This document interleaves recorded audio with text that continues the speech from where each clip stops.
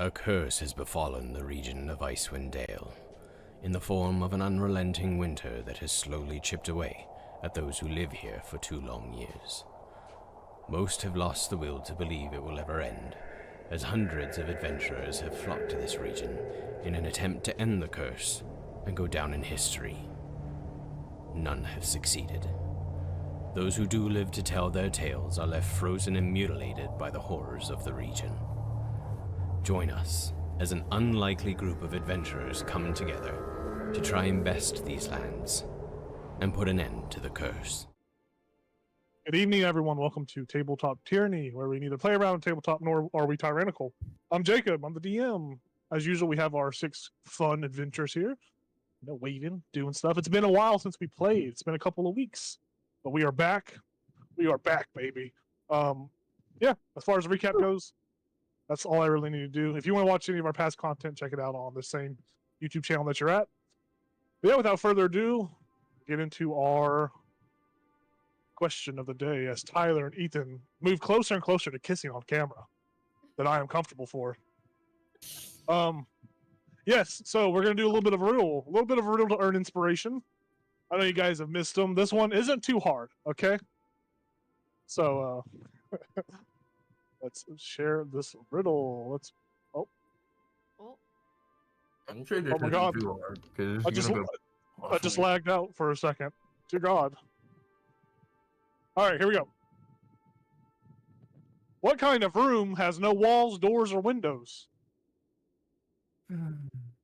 Huh? What kind of room has no walls, doors, or windows?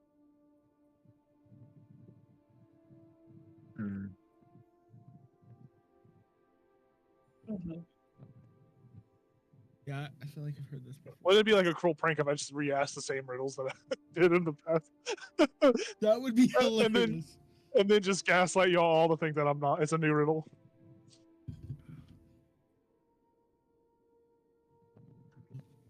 Walls, doors, We'll do windows. 20 more seconds of thinking, pondering. Remember, no answer is incorrect, but there's one answer the site has provided me. I do reward generous. I reward stuff that makes sense. One answer popped in my head, and I'm sticking to it. Perfect. Yeah. 10 seconds left. 10, I'm 9, thinking of it as a joke to go with it. 8, 7, 6, 5, 4, 3, 2, 1. All right. Pins down, eyes up, turn in your tests. What did you all say? Who said what? That's what I thought, and I was like, I'm not even going to say that because it's too dumb.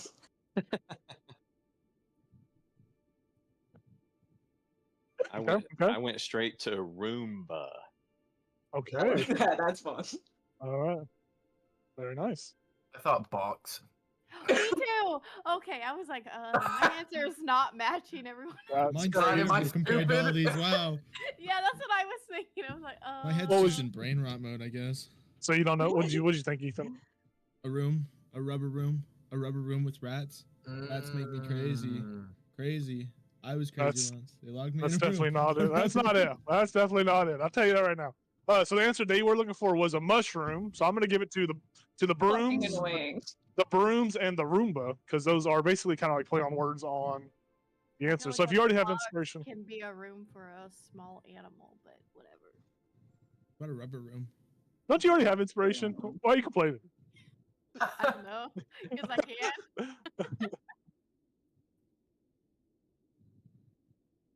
Oh, Our thanks, rubber Brain. room friend. A rubber Sorry, room. you need one? Oh no, I don't. I just Okay. wanted to argue. Okay, Listen. that's fair. Don't blame me. Blame Roomba. goathousekeeping.com. Okay, I have no control over this.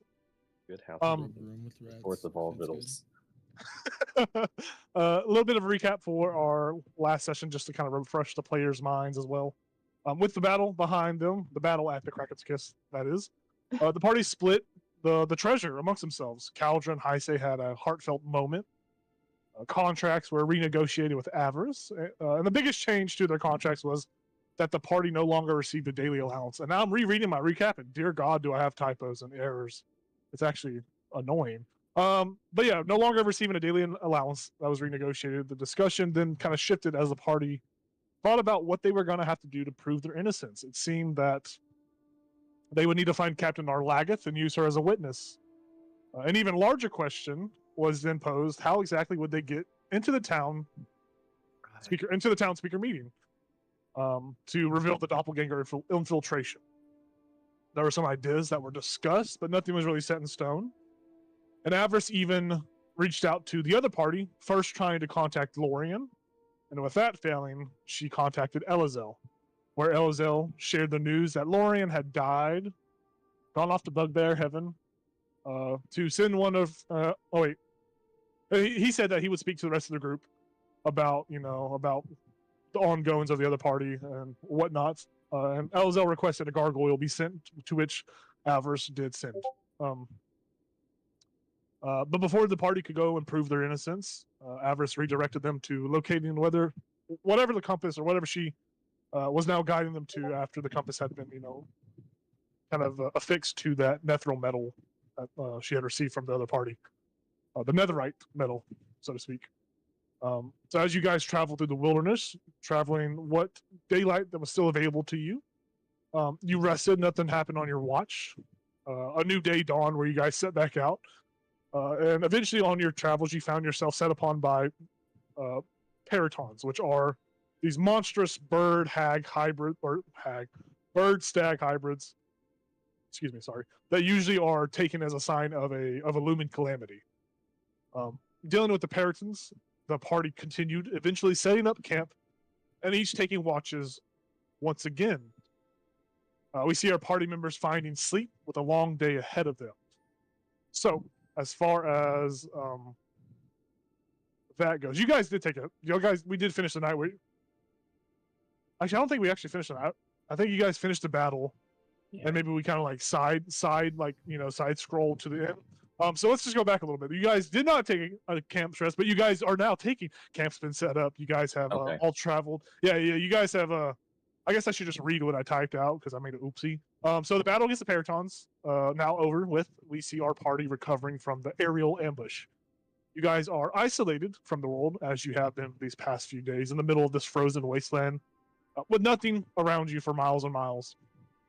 The ice and cold, it still persists as it always does, and in this place in Icewind Dale. You guys remount your axe peaks and once more continue your day's journey. What little daylight you still have left, you are able to ride a little further. You find a decent spot behind some large logs that kind of, that just kind of burst out from the earth below. They act as a natural barrier from the rough winds that you guys have been actually riding against all day. So you guys got that wind burn sensation as you guys kind of actively been going against the wind. You guys are feeling the strain of this wilderness travel. The elements are starting to get at you, whether you would like to admit it or not. It is tough. It is tough. You guys are exceptional adventurers. You feel if any other Dell folk, any kind of common folk were out here, they would not. They would obviously be dead already, as they don't have heroic powers and whatnot. They are just mere commoners. But even you guys are beginning to feel the strain on your body, the toll that's taken. There are no negative effects in game. Not yet, of course, but you guys are feeling it. So we see the camp gets set up, dinner gets cooked to, Sir Lancelot maybe add some spices here and there, or he contributes most of the cooking. But you guys are kind of all encircling the flames of a small fire as you have finished this day's journey. So I'll just pass it over to you. You guys are all just sitting around the campfire. If you want to role play, feel free to. If not, we can go into the watch phase of the night. But yeah, you guys are around the campfire singing campfire songs. Exactly. Hey, Avarice. She turns to you and flips you. Yeah, she turns to you and she says, yes, Enoch. How can I? Yes. What is it? So what exactly is in this tower that's so important? She just to kind of bring it back a little bit. She doesn't. You guys don't really know you're going to the tower. She doesn't really know where you guys are going right now. That's just like out of game knowledge. But nonetheless, she'll say that. So Avarice, where exactly are you leading us? So she's like wherever the netherite is pulling us, it is going to be the most the strongest natural ties to the Netherese Empire. Hopefully, it's the entrance to the city below, which would be fortunate for us, of course. Or it could be some other artifact from the city. I honestly don't know. It's just I don't know what to expect, but I do know whatever we face up ahead, it is going to be probably challenging and cumbersome. The Netherese Empire, the Netherese Wizards were, they were, at the height of their power, they were the strongest magocracy around. They strong wizards, Some would say like me, but I think that would be a little too generous, as they were on another level, from what I have read, at least. Okay, that's fair.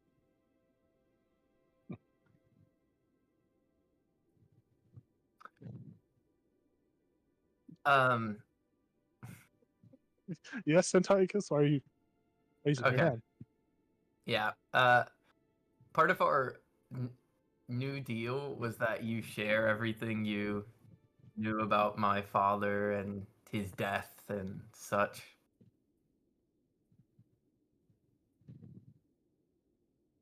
Jacob is just looking back on his notes to see if he actually wrote that down. But I remember. yes, I do remember that was a part of our deal. Sorry, I'm so lost. It's been a long day. Right. Yes, but yes, I do recall. Feels like it's been a couple agreeing to weeks. that. I get Yeah, it. it feels like it's been a lifetime. But yes, I do recall that. Mm-hmm. I would hope that would be something you would like to discuss in private, of course. There a reason for that? Or Common courtesy, I guess. I mean, I don't know how much information you want these people to know about you, but I mean, I think them knowing is fine at this point. okay. Where should I start? Where would you like me to begin? Like most stories do, at the beginning. Okay. I'd say in the middle. She says, what if this information you learn about doesn't sit well with you? What if it angers you? Or what if it makes you think differently of how your father was viewed, or God forbid changes your opinion on the man? I mean, you are half of the man himself. I see him right now, but are you sure you really want this information? Yeah, I'm sure. And you mainly just want to know about his death, correct? Yeah, all of the stuff leading up to that and surrounding that. But yeah, this other stuff besides that, for sure. Sure.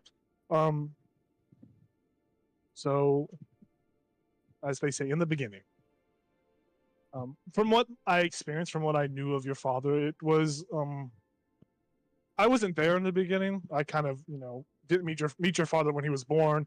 Of course, if this is the beginning you're talking about, I don't know any of his beginning when it comes to being born, like what all that goes into. But I assume you want from when I met him and on. Like, yeah.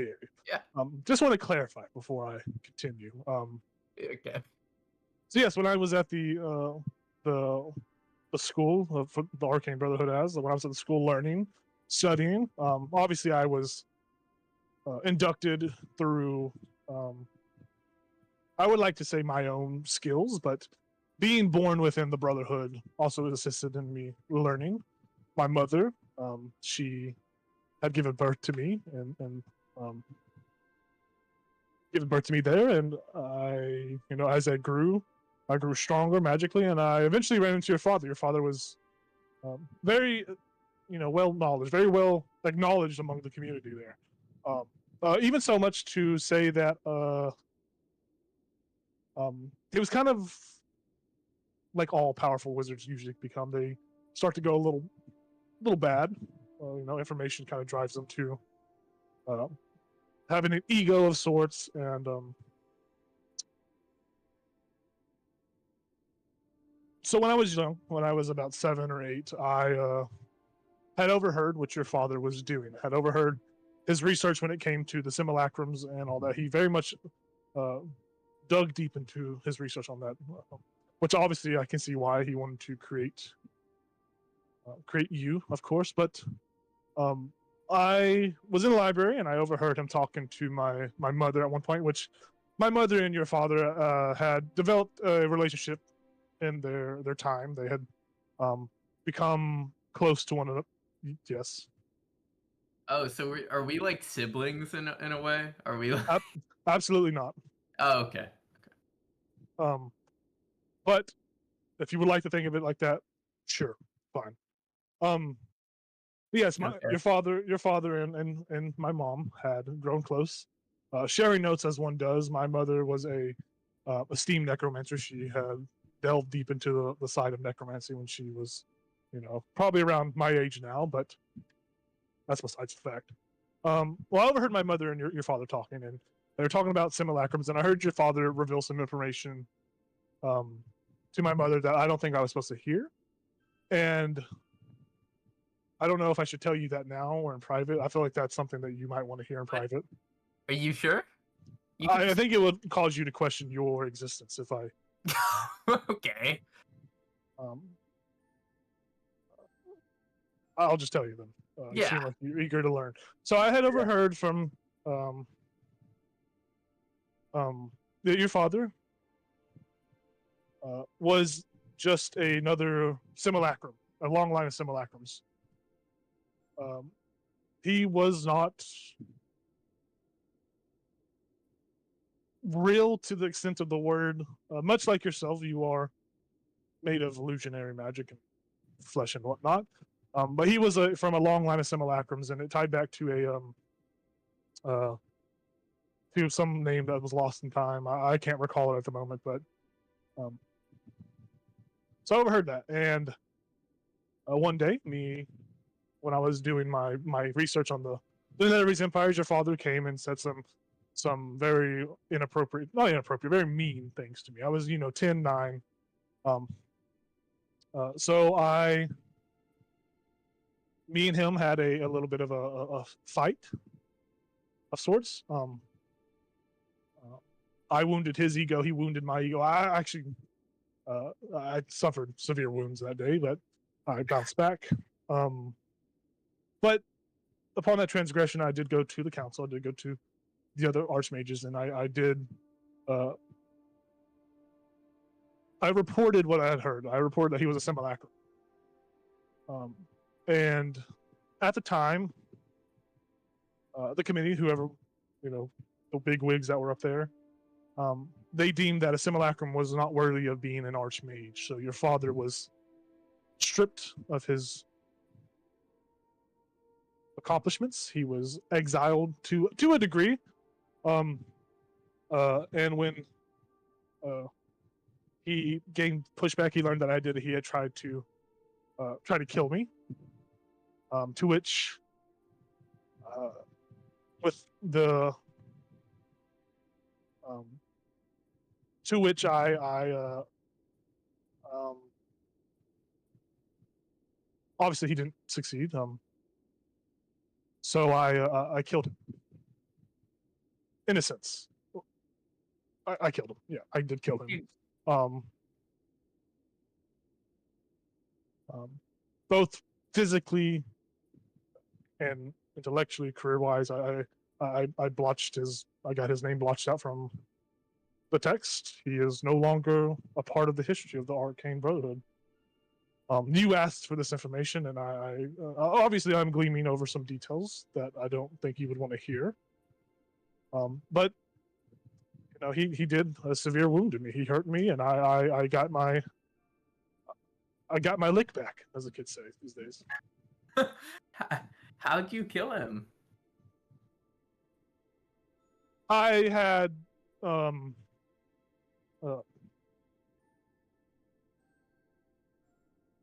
I feel it's probably best for you not to know. I don't think that would make you feel any better or give you any closure.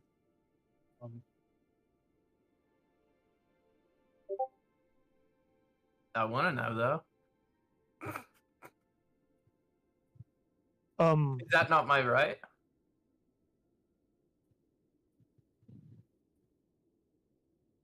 I um yes, it is. You're right. I guess. So he decided to strike out at me. He did hit me with a hard blow. I will even say that, in some sense of the word, he did kill me to a degree. But in my struggle against death, and with the help of my mother, or however I say help, and I seem to be painting the positive spotlight of my mother. My mother was no angel. That's a different story. I think Heisei already knows much of that story. But I called upon the God that the patron that I have, that has been there with me for a while, that has helped me, and um, together I turned him back to what he is, just snow and ice, just snow and illusions. I would say if he had a soul, his soul would have been down to a different plane of existence, but obviously simulacrums, as you know, don't have souls. More so husks. Right. Okay.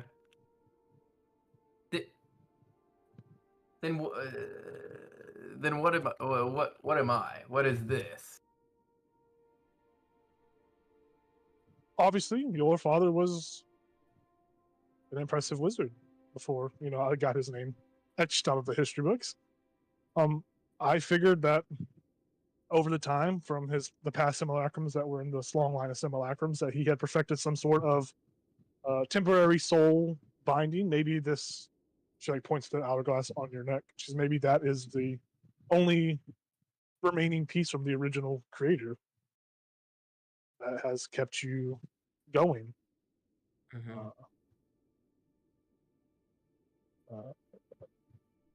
But I never really studied much about illusionary magic or simulacrums. I didn't deem them worthy of exploration, as it seemed like useless magic.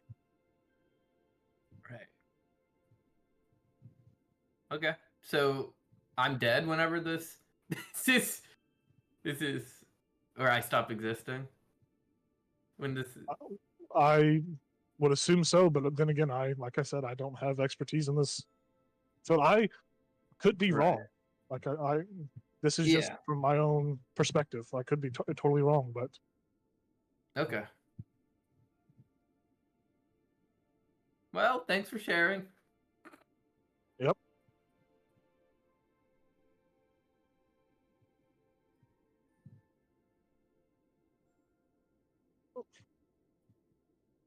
She looks over to you and she says, "I don't know who your dad is." No.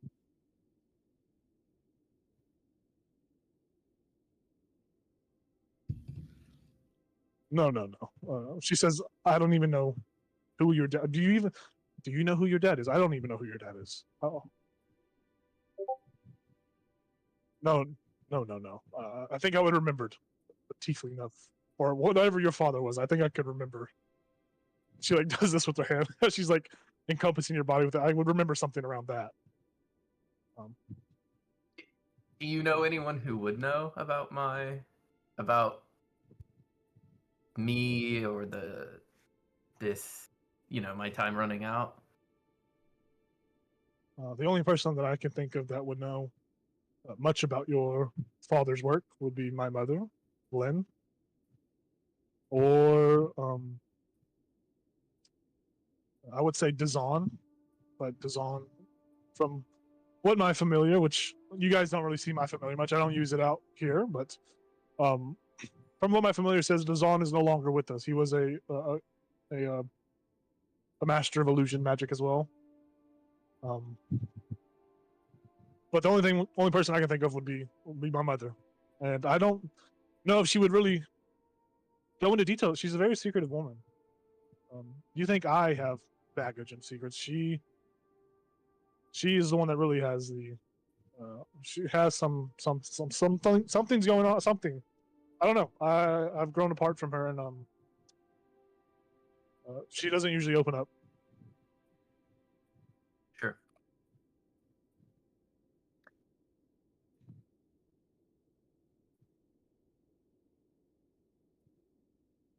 Yes, he was a well-renowned illusionary magician, wizard. Sorry, I always think of illusion magic as party tricks. Sorry.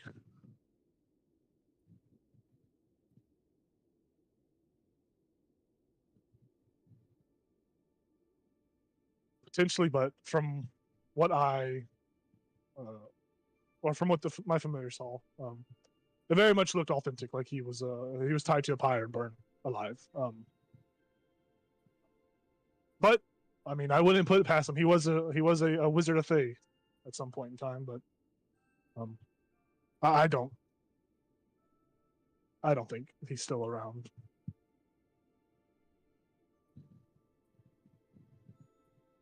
So how do I find your mother?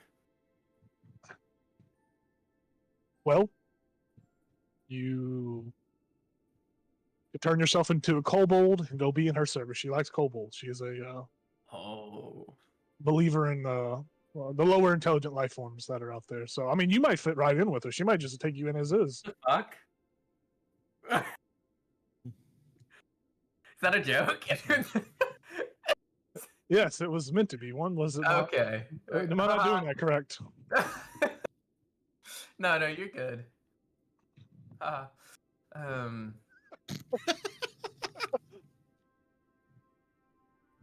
Yeah. Okay. Sure. I guess I'll figure. I'm sure we'll run into her eventually. She's out looking, supposed to be looking for the city like we are, but a little bit of a competition that we have going on. Oh, gotcha. All right. Well, I'm done with my stuff. If anyone else has anything they want to cover.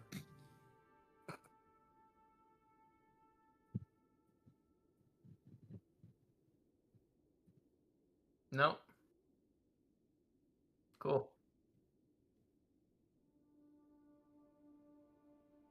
Right. EP. EP boy. All right. Well, we'll start taking watches. Yeah. Who wants to go on what watch? Who wants to be first watch, second watch, third watch? I want to be with Tyler. Okay, we'll do first watch. Okay. Oh, okay. Well, we can do second watch. All right. And then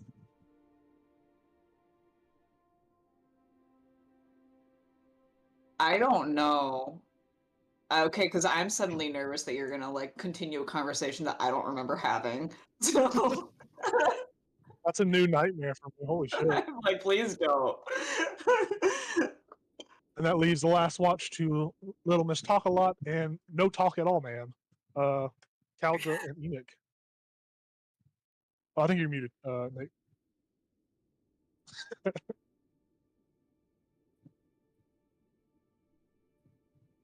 I said you are Caldra right now, right? Gotcha. Yes. Okay. All right. So yeah, you guys all find rest, maybe some quicker than others, but eventually you all fall asleep. Except for, of course, Heisei and Antiochus as first watch begins. Yo. Avarice went to bed, right? Before. Yes, she is yes. Well, just want to make sure. I mean, if you want to make a perception check on her or go investigate, yeah, you definitely just go to do be that. safe.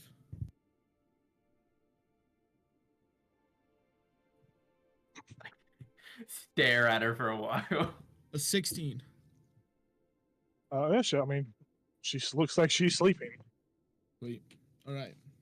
Well then. First and foremost, sorry about your father. Yeah.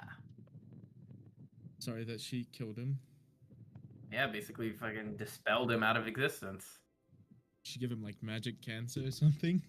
That's what I thought it was at first, but it seems like she just completely unwound who he was, and the only way for him to keep living in any way was to attach himself to me. Oh. Fun. I guess I got so. this. I got something for you, by the way. Sure. I'm not good with. I think it's a wand. I'll pull out that magic looted wand that I got from the charred body in the black cabin. Okay. I'm gonna turn my fan off real quick. Hold on.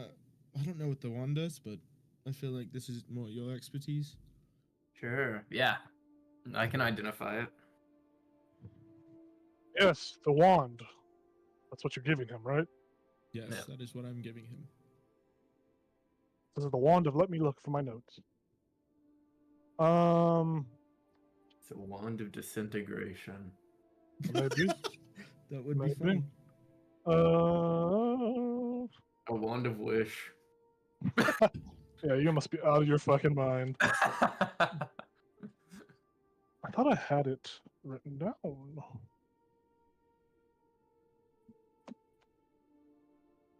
Can't remember if you sent it to us or not. No, I did I not. don't think you did. It is a rare item, though. Actually, oh yeah, I found it right here. So you identify this. This is a wand of paralysis. Wand of paralysis. It's a wand of paralysis. Wow. Oh, we can paralyze people.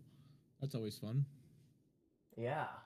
So 7 charges, DC 15, paralyzed for. Sure. I guess I'll take. Should I take it? I mean, yeah. Why do you not want it? No, I want it. No. I think you okay. might, but Cool. Thanks. yeah. How's your whole thing going with your search for your brother and your like? I think we figured out that. I mean, you kind of are like sometimes there and sometimes not. Like, Yeah. how's Okay. that? I mean, it's going as fast as I kind of think the rest of this is. I've been with you guys the whole time. I haven't really been searching. Yeah. I mean, still kind of need to pay Avarice. I swear, the other day I thought I saw her talking to him, and it just threw me so off. Talking to your brother? Yeah. I think it was when me and I think Enoch were doing a watch. She went to go. I can't remember what she was doing. It was like a spell of some sort, and I swear to God I saw my brother, but she keeps denying it, so I don't know. Yeah. That's strange. Tell me about it. Maybe she knows more than she lets on. I don't know. Maybe. It's like since you don't strike a deal with her, maybe it's like a form of control. I'm never gonna strike a deal with her. I mean, that's wise. Do you think like having this kind of like split in yourself is ever gonna be a problem where like you have like different intentions? Not that I know of. I don't even think, is there really a split? I mean, I just black out for a little. Do you ever write notes to yourself? No. Huh. Never thought of that. Yeah. Well, before everything comes to an end, maybe we should kind of press Avarice on some answers. Yeah. I mean, I've pressed her as much as I can. I know she's not gonna do anything unless I cough up 1,000 gold's worth of an item. Jesus. Yeah, it's kind of fucking expensive, and I really don't like it. But I mean, you gotta do what you gotta do. Right. Well, you always have Caldra. She'll always help you. So. Yeah. I mean, if I want to say I have you guys, if. Yeah, of course, as long as I'm alive. Well, I don't think you're gonna die anytime soon. How's your hourglass looking? Is it still? Well, as long as I have a deal with her, it's frozen. But. Well, then, don't worry. Yeah, I just don't like that prospect that the only way to keep living is having a deal with her. Yeah, fair. It's just simulacrums. It's strange, I guess. Yeah, I guess eventually, we were a person once, but makes me think like, do we get diluted every time we make a new like? I'm a clone of a clone, you know, like a simulacrum of some. How different am I from the original? I mean, there's one half of you that's probably not different at all, but I didn't know your father, so I couldn't tell you. I think we got to press her about her mom. Yeah. Even though I know she does not like talking about her mother. I also wanted to ask her more about, like, she said she was killed, and I wanted to know, like, that wasn't really personally related to me, but I wanted to know how that affected her. Yeah. Like, her dying. Like, how'd she come back? I can kind of guess, but... Yeah. I wouldn't say that. Yeah, but, yeah, I guess let's get to watching. Hope nothing followed. No. We're fine, maybe. It's perceptions. Yep. Perception checks, please. Unless you have another 18. check you just want to make. Nope, 18. Okay. Dirty 20. 30-20. Yeah, so for the most part, the emptiness of the wilderness is all you really see. You know, it's very dark out there. Like all first watches are, the skies are dark. And with both of your checks successfully, you see very far off in the distance, well over maybe a mile or two, because you guys are on relatively flat, a flat kind of surface or flat environment at the moment. You see more of those blue, cold lights piercing through the night sky. Maybe 3 of them, all like little lighthouses that move. Kind of intermingled between them are several other undead-looking types.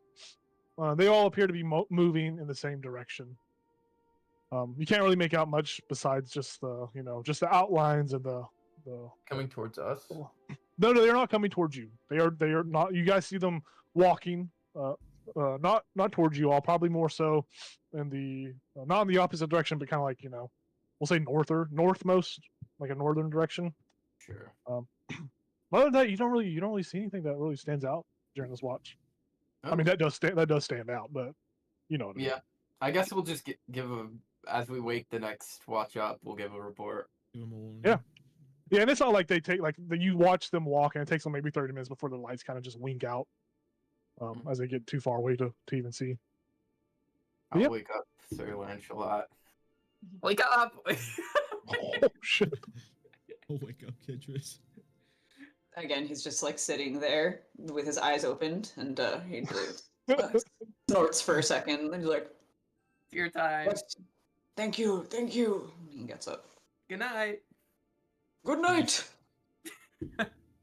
Poke the little man on the shoulder and go, wakey, wakey. Bakes and bakey. Time for your watch.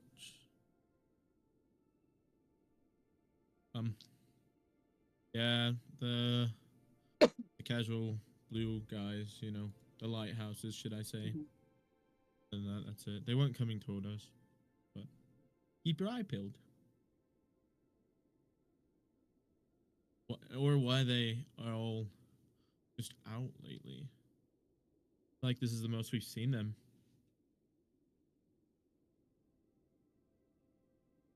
Well, we've annihilated like 2 groups, so. Alright, have fun. Good night.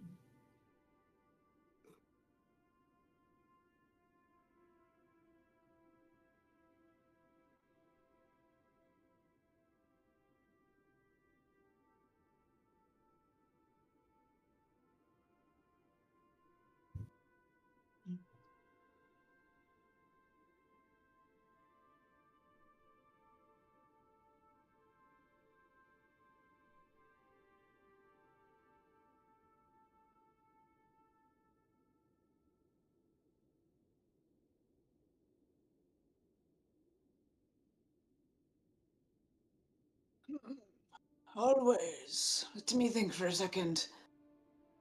Well, of course, I was not born believing in a deity, but I certainly felt a calling to it at a young age. Yes. And he pulls out from his cook's utensils kit like a small like wax paper parcel, and he opens it up and it's a tiny bit of honeycomb. Don't tell the others, but I found this in my bag and I think it would go very well with some hot water and a little bit of ahoy hoy spirits. And he'll start making us some hot toddies.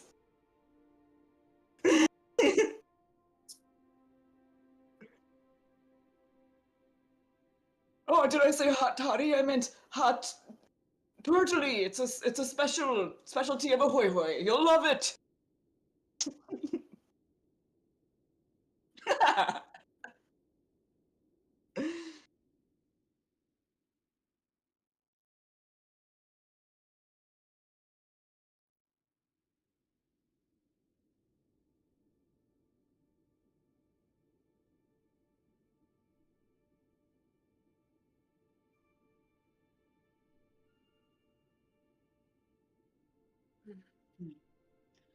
Well, I grew up in a very beautiful area. Hoi Hoi is a lovely place on this earth, and I was surrounded by beautiful people, and well, I suppose I decided that I acknowledged that, and I wanted to help spread that to the world.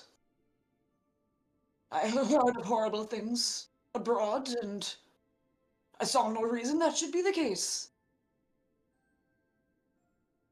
I hope that answers your question a little.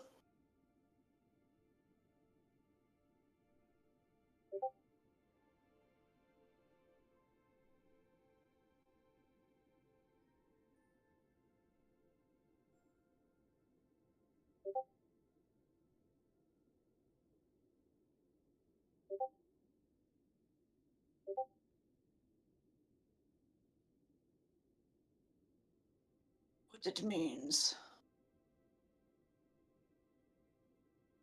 Well, to me, I suppose it means that I aim to uphold the will of the Divine One. They are transcendent and also eminent, and they charge me to uphold their will in this land, and I aim to do so. Thank you.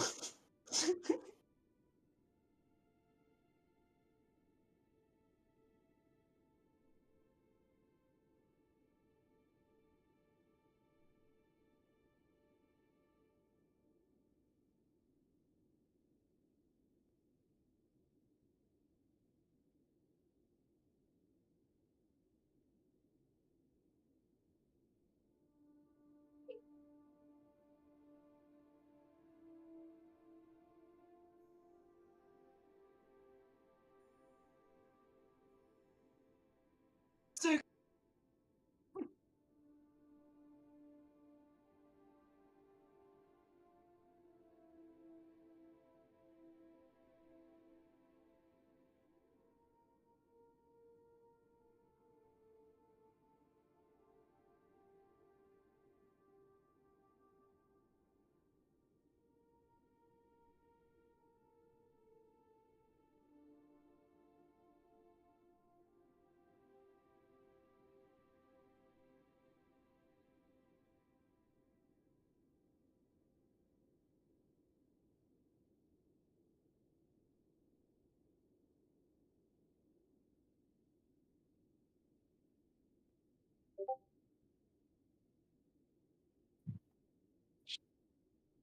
Hi, Mora.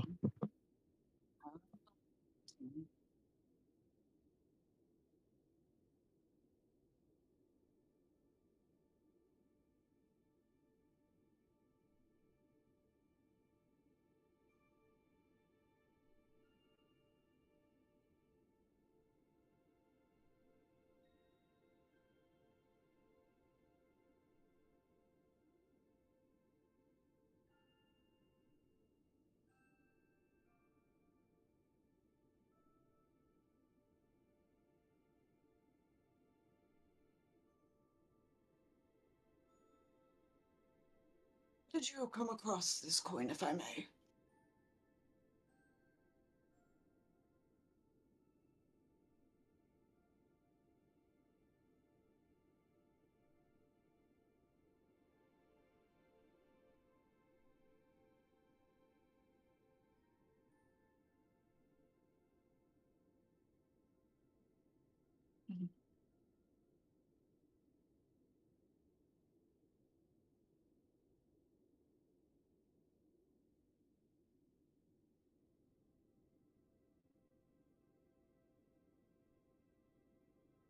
Hmm.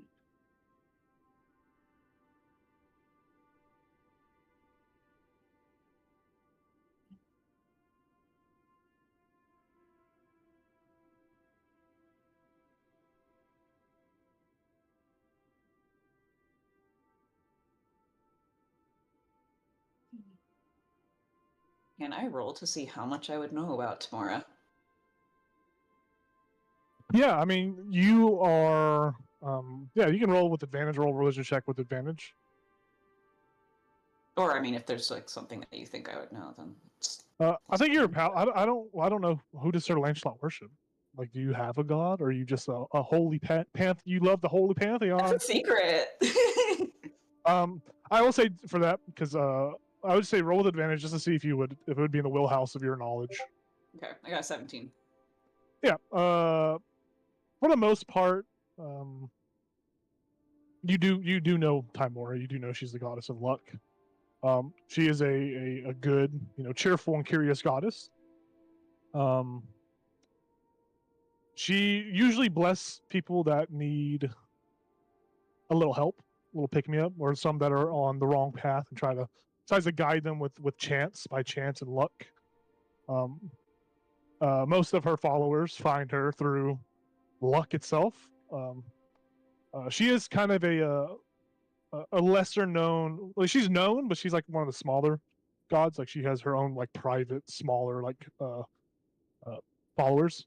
So she is, all about fortune. Those that have any of her coins or artifacts, and her coins, most of her followers do have coins. They are, each of them are special. They have most of them are coins. There are other relics, other artifacts out there that are imbued with power from her, but most of the times it's coins.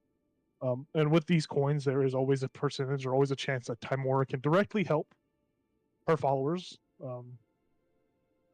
if they are lucky, of course. Mm-hmm. Cool. Well, of what I know of Timora, this deity here, it is possible that she put the coin in your path. That is one of the ways that she will reach out to people. This could have been a sign from her. Have you tried speaking to her through the coin?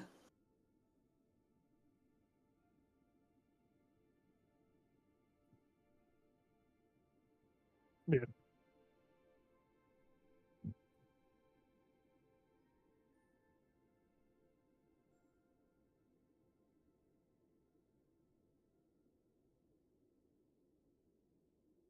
Well, I would keep talking with her, and if you find that you find meaning in her words, then perhaps you will have something that will help propel you forward. Well, of course.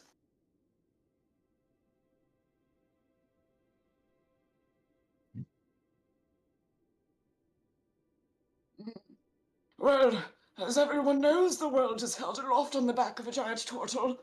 The ethereal essence of this fuck, I'm laughing. The ethereal essence of this divine creature flows through the veins of this divine being who I worship.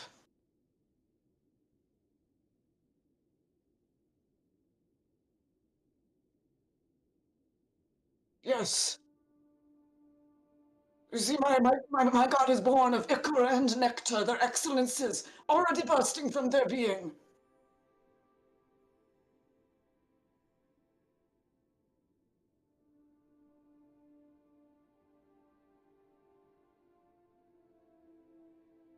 Yes. Is it not? It's incredible! Everybody should worship them. They're amazing.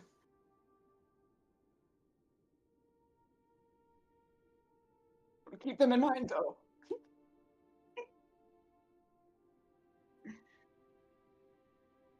Yes.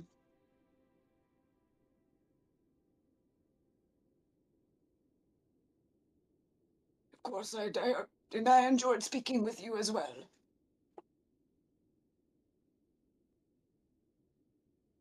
Oh yeah, it's ready. And he puts like a little bit of clear liquor into yours, and then he puts like a lot into his.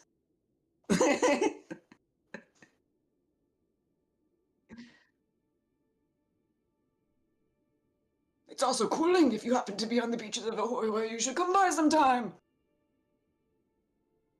Yes, isn't it incredible?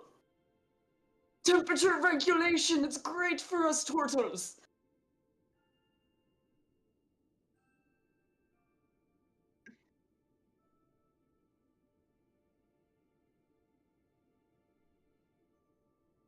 That would be lovely.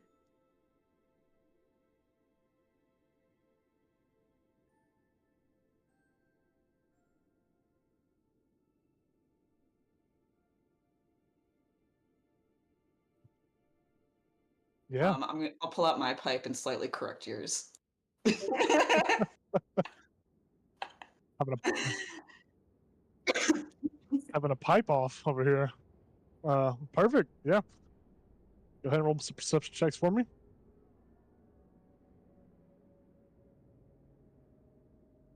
Dirty 19. 20. Damn. You guys are Mhm. crazy with it. I'm in touch yeah. with my lord. Indeed, you are. So as you guys, your watch was mostly dark, like the first watch, but you guys do see the red and orange hues of the aurora borealis above begin to take shape as if someone has a pen and is just writing across the sky. It's very beautiful, very, very it's very unsettling still because you guys do remember it used to be just greens and blues, just normal colors. Now there's this reddish orange hue to it, and it's kind of just it's still beautiful, but it's kind of haunting in its beauty. The wind sounds like distant howling of wolves and dogs. But other than that, it's quiet. It feels as if you guys are in your own little world talking about religion. But other than that, nothing happens.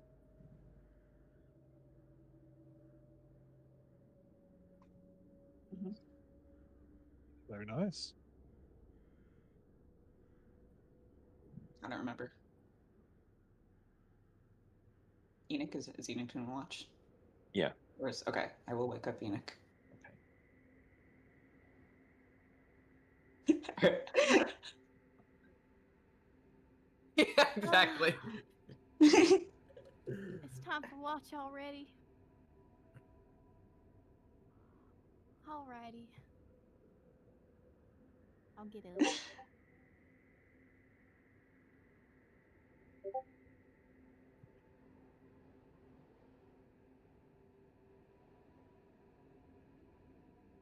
Well, that's good. Nothing hunting us. Always a good thing.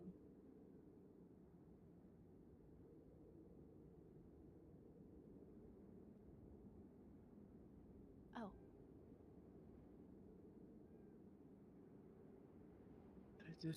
okay. Well, I'll keep an eye out if they head back this way.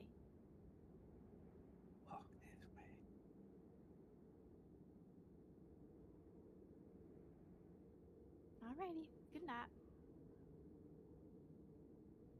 I forget what I decided was the customary way for the Iron Quartet to wake each other. Wasn't it like you spit in my mouth or something? No, I poured holy water, like a drop of holy water. That's what into it your was. mouth. I mean, that's kind of the same thing, right? Yeah. I didn't know it was Sinner's Day. Yeah, I mean, you guys no, are. you're asleep until the liquid is in your mouth, so you have no That's way right. of knowing. Hey, That's right. any liquids from Sir Lance is holy water. Let's be It real. is.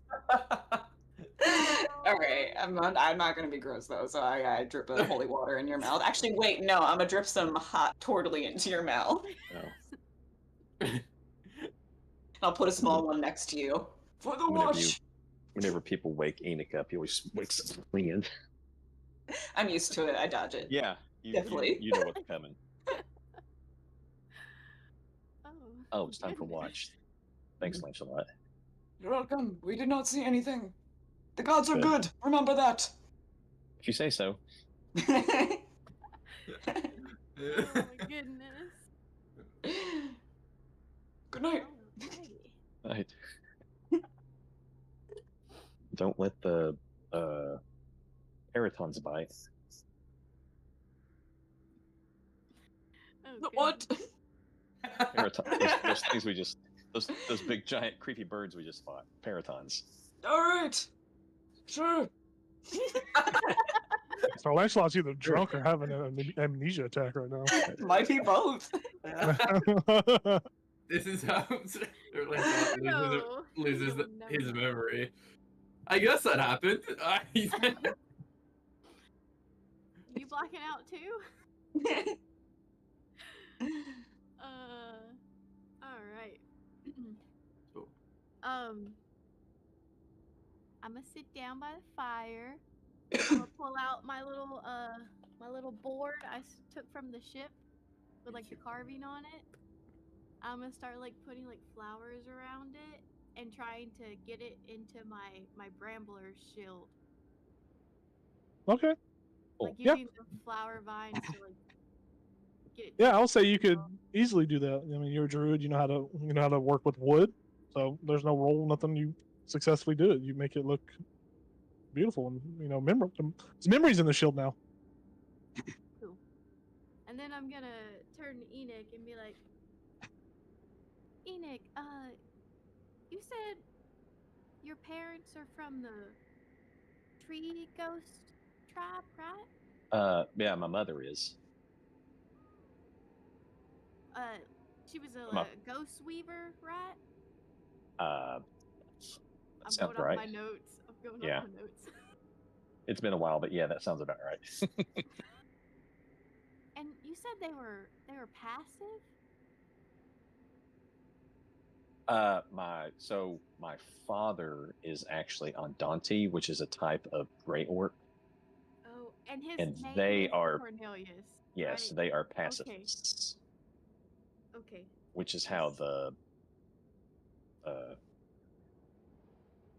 Xantherum or whatever they were called took advantage of him. Took advantage of him. How? Yeah. They tricked him into being their guide. Oh. Well, The he's still alive, right? Oh yeah, Okay. Good. yeah, they're both. Yeah, her last name is Ghost Weaver. Oh, okay. Yeah. I have it. Gwen. Yeah, Gwen. So Genevieve Genevieve. Ghost Oh my Weaver, gosh, guys! I and can't she's spell, sorry. she's a witch of the Tree Ghost tribe of the Uthgard people. Oh.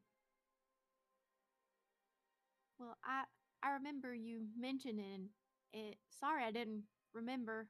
Oh, that's all the fine. Details. There's a lot of talking going on with this bunch. Yeah, It's hard to keep track of names. I also feel like I talk a whole lot. So, if I'm talking too much, you can just tell me because I know I can be really annoying at times, and I'll just keep rambling on. Like, Hey, as long as I'm not trying to sleep, I don't care. alrighty. Well, I bring it up because we're always fighting things, and you don't follow the passive path. Oh. Were you just never like drawn to it? Well, when I was sent to the monastery, that was not one of the things that we learned at the monastery. I went there when I was 5. Oh, were you sent there? Yes, my mother had a vision in a dream that I needed to go. Oh, Wow. well, that's interesting. Yeah. It was just a vision, nothing else? Well, it was it was a dream, but it had some very important figures in the dream, and it wasn't one of these abstract symbolic things. It was pretty obvious that, oh no, this young boy needs to go to this monastery. Wow. So you're like built for like some kind of destiny.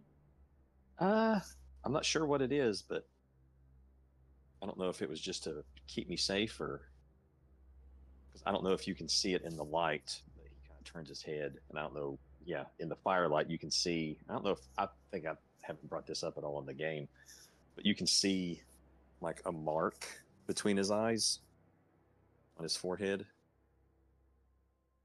and it kind of looks like, I think I've got it. I'll put it in the chat or something. But it kind of looks like almost like a weird symbolic like design of an eyeball, with like bones and stuff. He's like, yeah, this is the supposedly the Eye of Grumsh, who is like the creator god of the orcs, and he's been subject to eons of elven propaganda that make people think that he's like this big, dumb, crude, evil guy that wants to kill everybody. Oh. So once that showed up on my 5th birthday, actually, is when she had the dream that I needed to go elsewhere before, people saw that and immediately reacted poorly. Oh. Well, if it makes you feel any better, I won't run off. Well, good. Well, I feel like you and Sir Lancelot, like, y'all are very wise people. Pretty smart, too. I did a lot of studying in the monastery. Oh, wow. A lot of So tests, like physical and mental tests. So you got the brains and the bronze. Sometimes. Well, do you meditate at all? My meditation is in the battle itself. Oh. How does that work? I got a music change right when he started talking about this.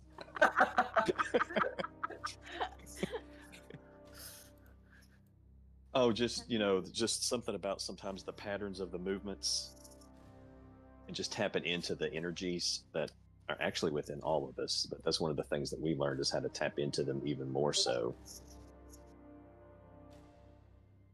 Oh, well, I don't really like to fight, per se. That's I don't know valid. if you can tell. I just kind of boot people and heal them. Right. It takes all kinds to make the world go round. Well, I was wondering if you can kind of teach me how to meditate. I'm hoping maybe it'll help me kind of keep our other, or I guess not our friend, but this in check. Right. She points over her shoulder. You can't see her, but she's there. I'm like, okay, sure. I'll take your word for it. Okay. It's like the first thing you have to know is that you can't try to meditate. As soon as you try to grasp something, it's gone. Forget it. Oh. Okay. You just have to do it. Well, can you show me how to do it? Like I said, my version, there are many types of ways to meditate. I typically do it, like I said, with maybe not so much the fighting helps. Well, the tattoos help. They are very nice. Well, do you mind teaching me a few of your moves, and maybe I can just repeat them, and I can focus on that, and That's that the can thing. be... It's repetition is key in all sorts of things. Well, show me, teacher. All right. So a good basic one is let me make up a funky name here real quick. Wow. Saw that. Actually, I'm going to roll for it. This is going to be like one of our basic techniques at the Black Raven Monastery is the... Here we go.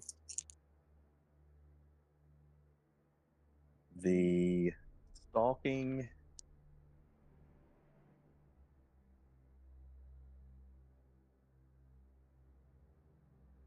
Lightning.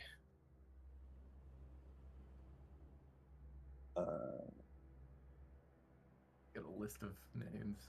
Yeah. Roll. Hidden dragon. Oh, the stalking lightning front flip. Front flip. Front flip.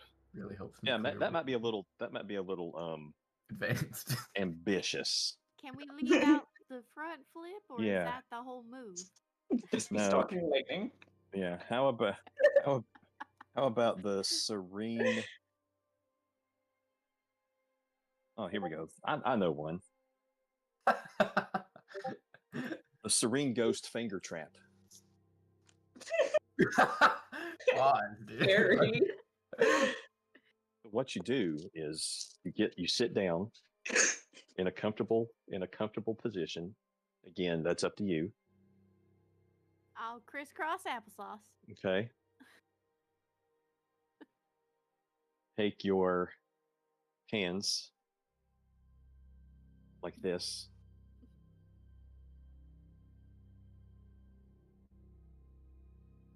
And then you focus on these two fingers becoming one. You just look at them and focus.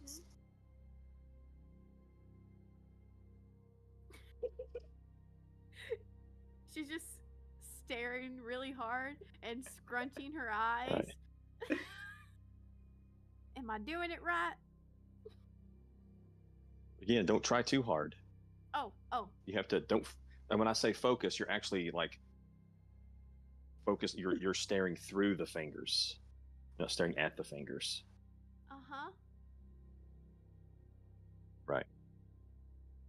And eventually you will see the answer to the finger trap. This might take some practice. Yeah. So Right. and Enoch is starting to feel just a little bad about making all this up. You can sell this shit. But he figured no harm, no foul. Yeah, she's fully focused. She's like, Yeah. Okay. She's talking to herself. She said, not too hard. So it's almost like you let your eyes glaze over and you stare through the fingers, and then if you're doing it correctly enough, you will see the answer to a great question that you have in 3D Mm. coming right at you. Oh, okay. Well, But again, you can't try too hard, or else it'll, everything gets jumbled. This is hard. Okay. Yeah. Again, I mean, She's gonna- this is a thing that sometimes takes a lifetime. It takes years to master these techniques. Oh. She has a little disappointment in her voice. Yeah, this isn't something you're going to master overnight. I'm sorry. It's all right. If I just focus and hopefully, I just want to keep her in check. Right. Yeah. Yeah. So whenever you feel her coming on too strong, remember, put her in your finger trap. Oh no. She's gonna do it for real. Okay, well she's gonna spend the rest of the watch doing the finger just focusing. It also helps if you aim it like right in front of a fire, so you have like the waves of the flames in the background, which kind of helps distract. It helps distract you from focusing too hard, but just hard enough. Oh, all right. I'll try that. So she's just sitting there looking at her finger. And she's gonna look to Enid and be like, I appreciate this so much. Oh, you're welcome. Like I said, it took me years to master that. It's a start. Thank Yeah. you. That was just the beginning of my training. Well, I will practice hard. Or not too hard though. Right. Yep, she's doing the little thing. When everyone wakes up. Yeah, I did you guys? was trying to remember how to do the, here's the church, here's the steeple, open the door, and here's all the people thing. And I couldn't remember how to do it. I'll have to work on that. I thought we were gonna do some ninjutsu.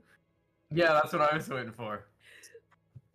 Lance, build to definitely, I have to definitely build. like wake up and like see what she's doing and know it because you've done it to me before, and then I just look at you and like shake my head. Enix like, shh, he just shrugs. Oh goodness. Did you guys want to make perception checks on Oh, your yeah. watch by chance? Yeah. Yes. I guess so. So one thing I will mention, because I looked up this wisp cloak thing that we got, Mhm. is that apparently even if there's no wind, it still kind of bellows. Yep. So it's like he has his own atmosphere. Can I just use my passive since I'm focusing on this? Sure. I Sure. love this. Makes sense. I rolled a 12. What's your passive perception again? It's like 58 or something, right? Oh, it's 23. I was like, Lord. can I use my passive? What did you roll? What'd you roll, by the way? 15 plus 8. All right, it's fine. It's fine, I guess. Freaking nerd. Yeah. So your guys' watch is primarily involved in this talk you guys are having. Obviously Caldra is focusing in on her new meditation tactics. While your watch is occurring, you do notice that the temperature does drop. The temperature, it feels like it's dropped maybe 3 degrees. It feels more cold now than it has ever felt before. You're feeling the cold. The winds seem a little harsher, and the snowfall seems a little more intense. There's always gradual snowfall. Now it's like a blizzard, but not a blizzard. It's like a small blizzard. It's just very thick, very heavy. Oh, Caldra, if that would have happened during a watch, she would have ran around everyone and made sure like all their blankets Yeah, were up and that's fine. everything. That is perfect. But other than that, your watches are rather uneventful. I do need you all to take a long rest. You all get a long rest. Yay. Make sure you guys all put your 10 temporary HP that you get from the blessing of the Morning Lord. And I need Caldra to see if little Miss Oshana comes out to play. Me and the Morning Lord were like this. No, she doesn't. Okay. Yay. Yeah, so you guys all awake to your normal things. You see there is a breakfast. It's not as luxurious as it once has been. Rations are running a little thin now. And your axe beaks are all fine. Tied to whatever post you tie them up to. They're kind of just like background characters. But yeah, you guys are rested. You all awake. And I would like to take this time to kind of go around the party just to refresh visuals in my mind, but also viewers and also to each other as players as well. What do y'all look like now? What you guys got new gear? Where do you wear this gear at? Like visually, what's it look like now?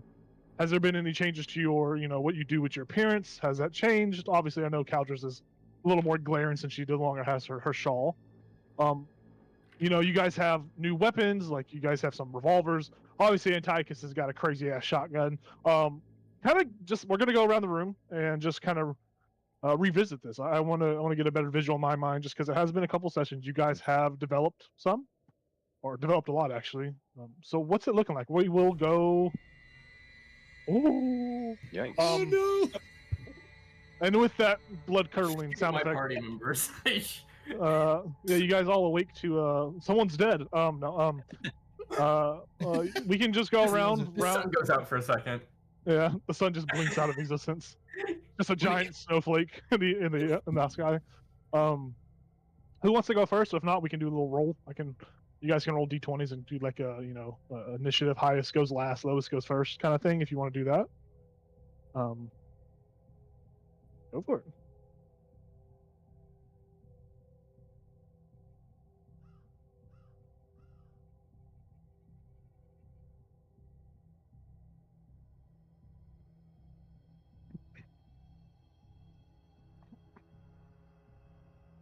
Yeah.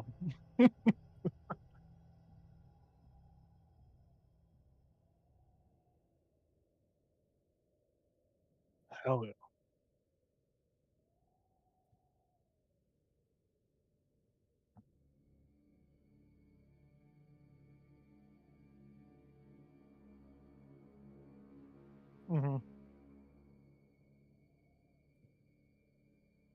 Mm-hmm.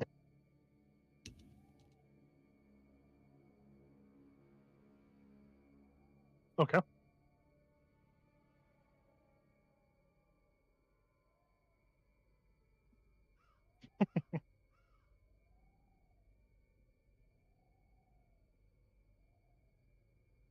Very nice. I love it. Like I did in the beginning. I love it. Who would like to go next? Tyler is raising his hand as usual. Yeah. I think Antiochus, he's probably sitting on a really small stump. He has his gun out. He's like cleaning his gun, making sure that the ruby's still on there. It hasn't come off, so he can still cast his spells. He over his eye, he has the lens of insight. I forgot to use it yesterday. The lens of insight, where it's kind of just like it's kind of like sunken into his skin, like pronged into his skin, and he'll like every now and then he'll wipe it because like snow get on it or something, and he's like, "Fuck, I can't see." But he also his clothes, his like when you first met him, his clothes were kind of like super like they were super kind of well kept and clean, but now they're filled with holes and like blood and stuff like that, and just like he has changed, and even like his older side looks older, not for aging, just for like what has been going on, like people dying day in and day out, and so he just looks tired, but there's also like a lot of like tension in his shoulders as he works.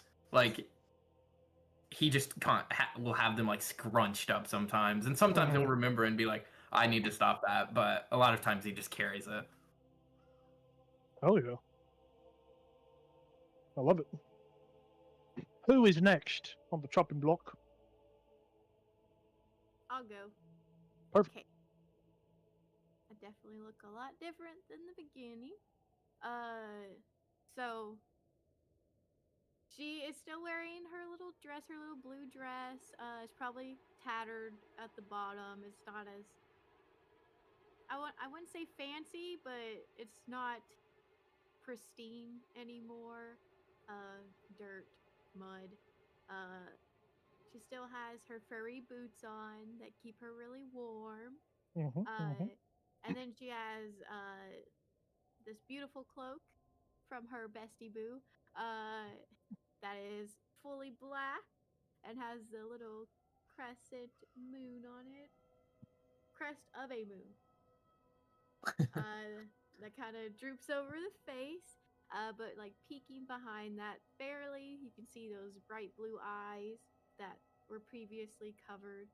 Little peaks of white hair, and then you can probably see her scar kind of edging over her nose, like the start of a really bad gash. But you can also see she's no longer wearing gloves anymore. Kind of coming out of her comfort zone and showing a little skin. Not much, but it's a start. Scandalous. You can see her shoulders. And then she has a really cool shield now. That's made of like a bunch of twigs and it's like a bunch of twigs and branches. And she's put flowers all in it to make it look really pretty. So it's just like a rainbow of flowers. Not good for camouflage, but it makes her happy. And then in the center of it has her little bark from the ship that says Tara and Caldra, friends forever. And then more like flowers decorating around that. And that's about it. And remind me, so you have your shield. What is the other weapon that you usually use, or do you just go like you have a staff usually for like spells and all that? Or I have a quarterstaff. I don't Quarterstaff. use it. Yeah. What did you end up doing with that revolver as well? Did you put that in the backpack? Back. It is. Or is just- it like holstered on like your hip? I forgot I had it. Yeah, it's probably just sitting on my hip. Yeah, I imagine it's like decorated with like flowers and stuff too as well. Yeah, it's probably actually got like Disarmed it at this point. it's got like vines wrapped around it. Probably like really dainty little flowers on it. But it's really cutesy, and it's probably just an ornament. Like it's decoration at this point. Yeah. The gun's a decoration now. She'll I love use it. it if she absolutely has Yeah. to, but she doesn't really hurt anything unless she really has to. Yeah, and it's got the little scope on it too. That's like helps Oh you with yeah, shooting. because we improved it. Yep. And then the quarterstaff it's probably just plain piece of like really long Yeah. wood and covered in vines and flowers. So Very cool. I love it. Some Could character growth all around. I in my spell book I have Fireball is like a 2-page spell. But Fireball is it's him in the cabin, and it's him before he picks up the thing, Yeah. and then afterwards where it explodes and That's so funny. That's great. it's actually like one of those pages in like those children's books where you can flip it back and forth and see the Yeah. action. Yeah, I love it. That's awesome. And then the ones from that he gets from Avarice, those have like a darker vibe. So like see invisibility, it's like him staring into like a black void, and then just like an eye looking back at him instead of like being kind of this children's thing. Mm-hmm. Hell yeah. So yeah. I want to note one more thing because Okay. sorry. No, it's fine. I It's did fine. It's totally fine. In the staff, you'll notice like besides the dragon's tongue because it's enormous, all the flowers I've given to all my friends. That's Aw. so sweet. Just kind Aw. of Cute. sprouting all up my thing. Very cute. All right. Now, who wants to go next? I go. Yeah, I say. Or yeah, I say. Mine's real simple. So basically what you'll see, taller half elf. He's got his white hair with the black in roots, kind of. He has a dragon whistle wrapped around his neck because he's the one that carries it for some reason. Instead of having that big cloak, I just have kind of some studded leather on.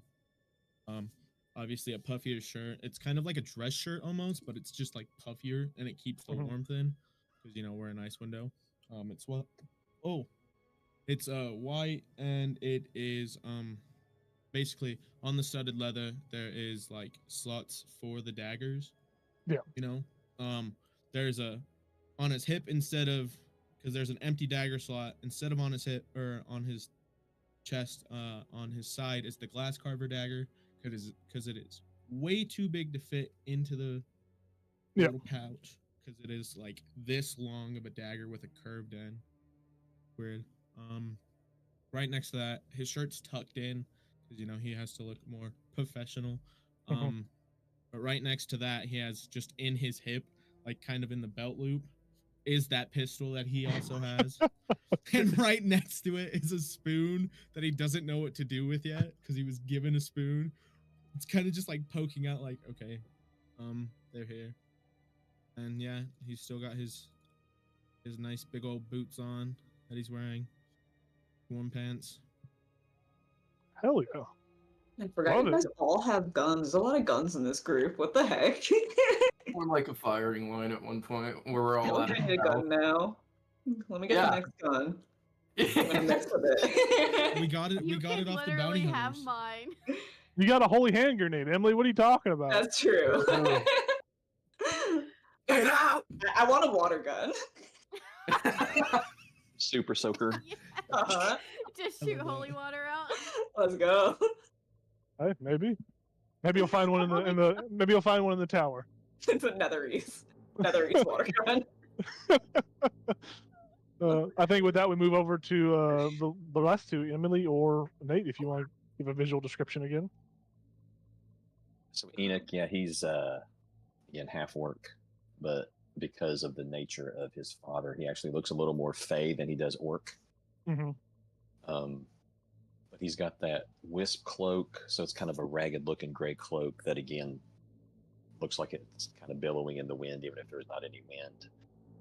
It's held closed. He's got the brooch of shielding, which I'm going to say is silver.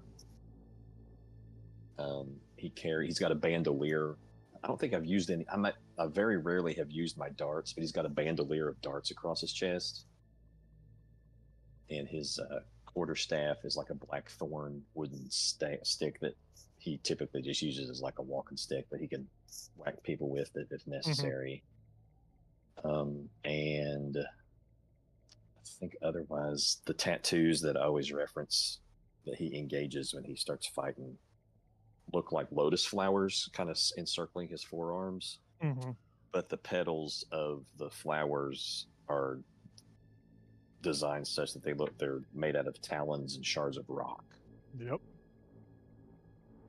Hell yeah. And I imagine on your bandolier you have those because you have actual like bombs, right? You have like dynamite or something? Yeah, like I've got a smoke grenade and a bomb. That's right. So yeah, he's saving those for a special occasion, but yeah, they're also on his person. Hell yeah, dude. Looking great. I love it. All right, Emily. Last but not least, the old turtle himself. Cool. So when you first met him, he is 6 feet tall. He wears a simple. Why is this so dramatic? Jesus Christ! What is going on? You're Sir Lancelot's evil now. He is 6 feet tall. He wears a simple, very well kept tunic over chainmail. The chainmail looks vaguely ornamental compared to his thick shell, which is many layers thick, showing signs of his age. Now, after however many sessions it's been, on his back is the shield that he used to carry, which perhaps once held a holy symbol but has long since been worn away into just faded, imperceptible bumps and ridges. And instead he's holding the Feywatch shield, which looks like a giant leaf with like curly edges. His chainmail is still very well kept and clean, but the tunic a little less so. It's like, a little stained. It's seen some dirt, and perhaps he's been putting a little less effort into making himself look like neat and proper all the time. With the aura of protection that he now has, he has a very, very slight glow. It's like barely imperceptible unless you know to look for it. And he also has his like rope, his waist. Before his near-death experience, you probably saw him like. Let me restart this. Since his near-death experience, he has a little extra pep in his step. Yeah. So yeah, I think that's everything. Hell yeah. I love it. I just like to kind of get a visual, and then also this is also kind of a way to like remind you guys what you guys have. Right. Like go back through your items and stuff because you guys have a lot of shit. Let's be honest. You guys got a lot of shit, and I'm sure those money pouches are overflowing with gold. Too bad you're in Icewind Dale. There's not much to really buy besides like snow cones and stuff. But yeah, you guys all get together. You guys all long rest, pack up in camp, and you set out on this day of travel. Avarice, as per usual, she's gonna lead since she has the compass right now. That's kind of attuned to that netherite metal. But you guys set off. We see you guys just gallop into the distance, away from where you were at. Continuing in a for all intents and purposes, you guys have been just moving in a straight line, but you've been going in a northeastern. You kind of been keeping close to the where the edge of the Sea of Moving Ice is, which, if you remember, Sea of Moving Ice is kind of like the far northmost part of Icewind Dale, besides like the areas and icebergs and stuff past it. While you guys are riding, because you guys did choose to go at a fast pace today, there will be, which you guys already know, there will be 2 encounters. Could be combat encounters, or it could be role-play encounters. It really Who knows? I know, but you guys don't. So but yeah, as you guys are riding, I would like to ask for perception checks. These are going to be at disadvantage because you guys are moving so fast because you guys are in a brick pace. Caldry, you're not going to be able to use your passive perception on this. I'm sorry. He hates you. Ooh, I got an 18 on disadvantage. My other wow. one was a natural 20 that I didn't get. I got a 18 as well. All right, cool. 2 18s, a 4, an 8 from Emily. I got a 13. 13, 17. Yeah, so we'll say the 2 18s and the 17. 13 and the 4 and the 8 are not going to see anything. So you three are kind of like the lookouts, so to speak. Before I describe what happens and yada yada yada, what's it look like? What's the traveling arrangement look like? We have Avarice at the front on her axe speak. Are you guys doing like a straight line, kind of like a fan double up kind of ordeal? What's it look like? I like to be in the center. Okay, yeah. Perfect. I'll be with Antiochus. Okay. Centered up We're close. In the front. in the front. I'll be between Craig and Antiochus. You see, like the back between those two. Yeah. I get it. Yeah. I guess And I I said- forgot to mention. Sorry. Center back. What was center back? And Emily, what were you saying? I have the summer star. I forgot to You mention. do that. have the summer And star. I you do have the probably summer- use it in the morning when it's like a little cold and a little blizzardy. Yeah, if you really want to. As you guys are riding, you don't see any kind of blizzard on the horizon. But if you still want to use it, you can cast it, and you'll have 8 hours of good weather for 5 miles around you. So you choose to cast it. I right might as off well the use rip. it during daylight, right? Like that's what it's for, is make the weather a little better. Yeah, Let's do perfect, it. perfect. Before we leave camp, I cast aid. Okay, what's Is they that do again? temporary HP? Temp HP. So I will let you know if you have aid. If you have temp HP, does not stack. Oh. Um, Oh. You guys did long rest, so if you have spells that you want to change, this is the moment to do it. Oh. How about we take a quick break? After we find out where Heisei's at in the group, we take a quick break. You can go through your spells if you can change them. Do that. Prepare what you need, and then we'll come back and start that. So Heisei, where are you starting at? Where are you at in the group at? I'll be with Lancelot up top. So Lance, all right, perfect. Yeah, I got it in my mind. Escape. So we're gonna take a quick 5-minute break, water break, bathroom break, and then spell change break as well. Sure. So be right back with a music cue.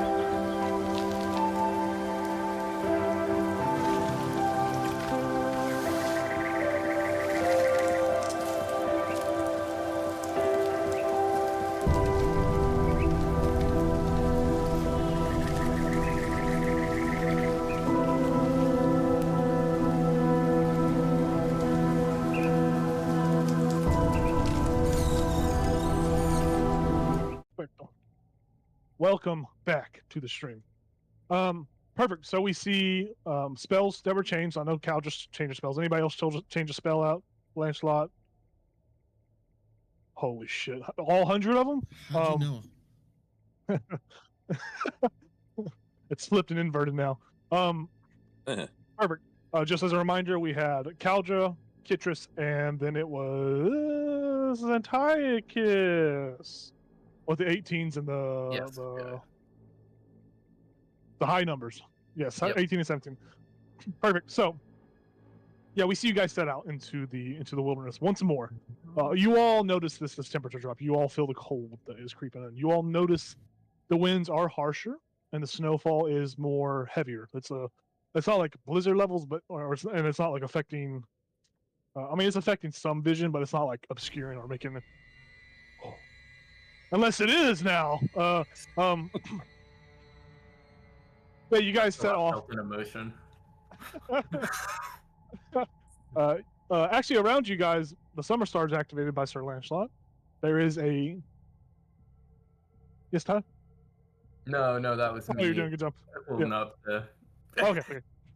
Yeah, Sir Lancelot has activated. So, I mean, at first when you woke up, you recognize these traits. You just saw this phenomenon. But Sir Lancelot doesn't give a shit about that as he obliterates the effects, making it relatively warmer, as warm as it can be. But there is a 5-mile radius around you all. So we see several shots of you just, quick slideshow presentation, transition, traveling across the land, searching far and wide to be the very best. Pokemon. Kitris, Antiochus, and Caldra. Each in your respective locations as you are traveling. Within the first hour, you see some sort of dark, shadowy figure on the outskirts. It's far beyond your vision line, but you see something in the distance. You all spot it. You all clock it like that. And it's just at first it's just like the outline. You can't make any fine details out, and it looks to be just like standing out there, roughly maybe 200, 300 feet away. It's far, and each of you see it at different times. Kitris, maybe you are glancing around, and you see it. You see it there, and then you go to kind of turn and bring it up to the party's attention, and you're about to talk to them, and you do a double take, and you look back, and it's gone. With Caldra, you see it directly in front of the party, like 200, 300 feet, like you guys are coming at it. You blink, and it's gone. It just vanishes from your sight. Antiochus, you see it as well. And you go to, just similar effect. You go to blink, and it kind of just vanishes in the wind. It's just like it wasn't even there. You don't know if the pace you're traveling at with the snow, with the rocks out there, if it's just some sort of sleight or some sort of just, trick of the mind as you are traveling. You guys go another hour or so, and each of you in your own respective times, kind of in the same instant, see it again, but it's much closer this time. Maybe about 150 feet, 200 feet at most. It's maybe close half the distance, but it's just standing there menacingly. You see what appears to be a outline of something, bulky and tall, much bigger than what you had thought, as it would look like a little blip out in the distance, but now that it's closer, it appears to be like 8 feet tall, which is still relatively small to some individuals, but you see the shape, the outline of it is very peculiar. Same thing happens. You go to blink and it's just kind of gone. But this time for a fact that this isn't a trick of the mind. You have seen something, as this isn't, this is becoming a frequent thing. And the distance and the times you travel, it's like constantly going. So it's not like you just notice it one time. It happens like maybe every 5 minutes. Each of you differently see it. We go a little bit further, maybe another hour. And this time you're able to make out details. Each of you are able to see this figure. It is what looks to be a slouched over large owl with these black ram horns that curl upwards. It just is hunched over. You see what appears to be some sort of cape, some sort of kind of material that kind of shifts in the wind, and it appears to be made entirely out of snow and ice. It looks like a cloak. Each of you see this, and it stays and lingers. As Kitra sees it, it stays behind the party. It's like to the east of you, Kitra. You look to the east. You see it over there. It doesn't move. You don't want to blink. You won't want to move your head to see if it misses. While you're looking at it, Antiochus over on the other side, you see it to the west. Same figure, same thing. And Caldra to the north, you see it as well. Each of these figures in the same place, same time, different positions. Caldra would like try to lean over and hit Antiochus like,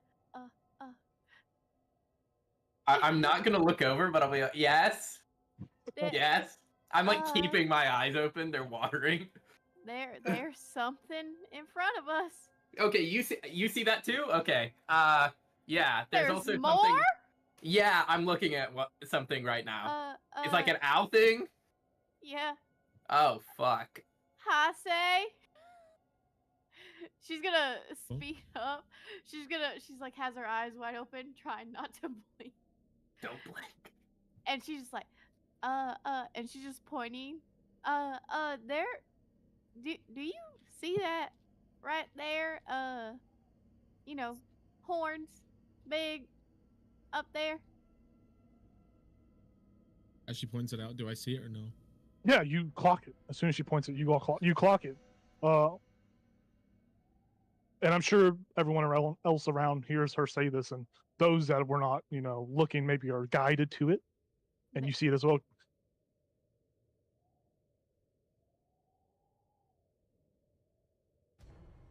The three. So, three total. Emily, you're muted. She's like, God, I gotta do the second. Damn it! I made a good joke. Now it's fast.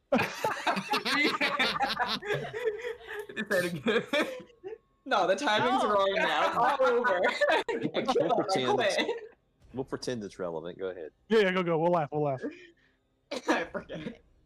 Wait, is anyone else hearing a commercial? Huh? What? No. What do you Oh, it's the thing Nathan sent. Sorry. I Oh, you accidentally opened the clicked YouTube on it. video. Yep. I was like, wait, what happened? Is this part of the game? I was like, why is no one else Commercial? reacting? A commercial and 300 owls. My God, that's ominous as hell. They're here to sell something. Oh no. Well, we need to go that way. That one's in the way. Yeah, you guys are still moving. Is it moving but- with us or like? Yeah, as you guys are moving, the figures maintain the same distance as you. It's like you're traveling, and to your perspective, it doesn't look like you're really moving, but you're moving as the object in the distance, thing in the distance doesn't get closer as you actively head in that direction. Avarice kind of is very much intrigued, and she's very much following the compass. She doesn't really input or add input to the situation. She is just focused on guiding you, very much preoccupied with what she's doing. Did I call out to them? Yeah, what do you want to say to it? Hey, we see you. You guys want to talk? Do you want something? And I can show you a better picture of what, because I don't think I can really describe it. We love talking. Oh, are these like the Norns? The Norns. It looks like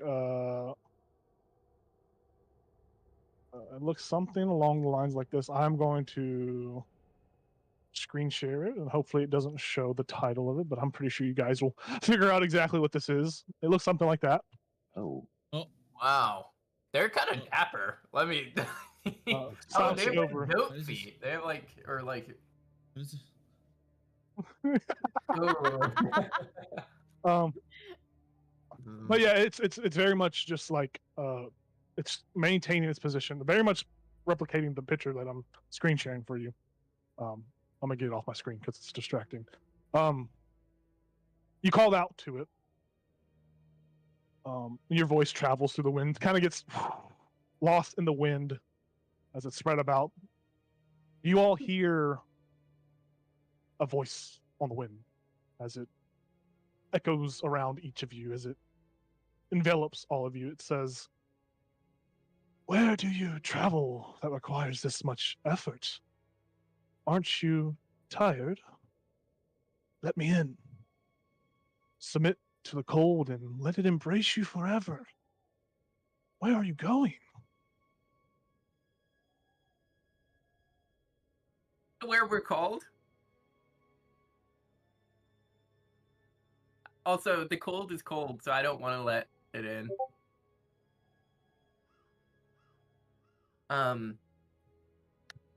Where are you going?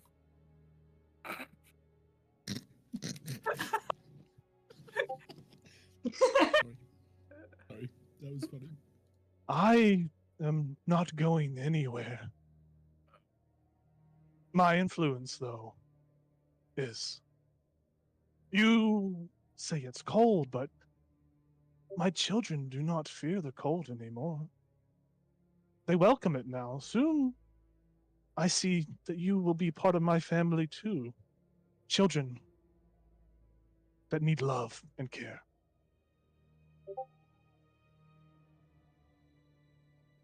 I already have parents. So No thanks. It continues, the wind around you kind of kicking up.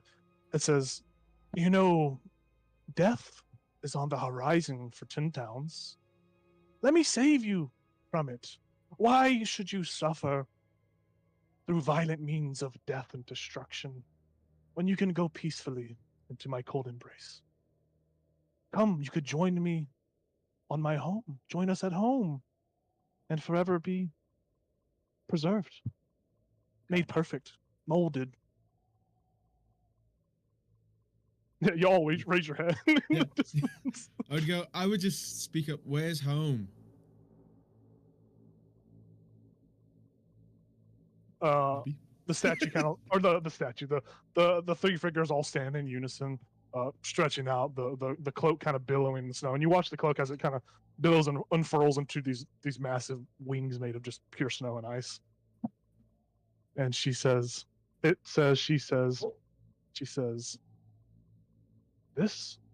is my home. All around where the white powder touches, that is my claim, that is my domain. Soon all will be my home. So, how about we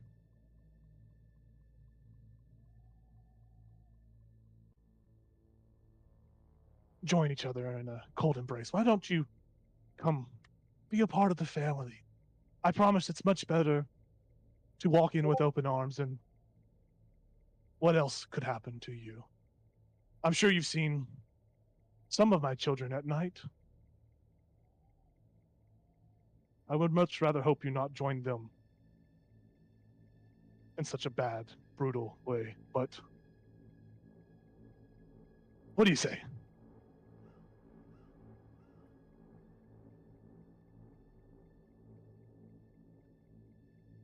Yes.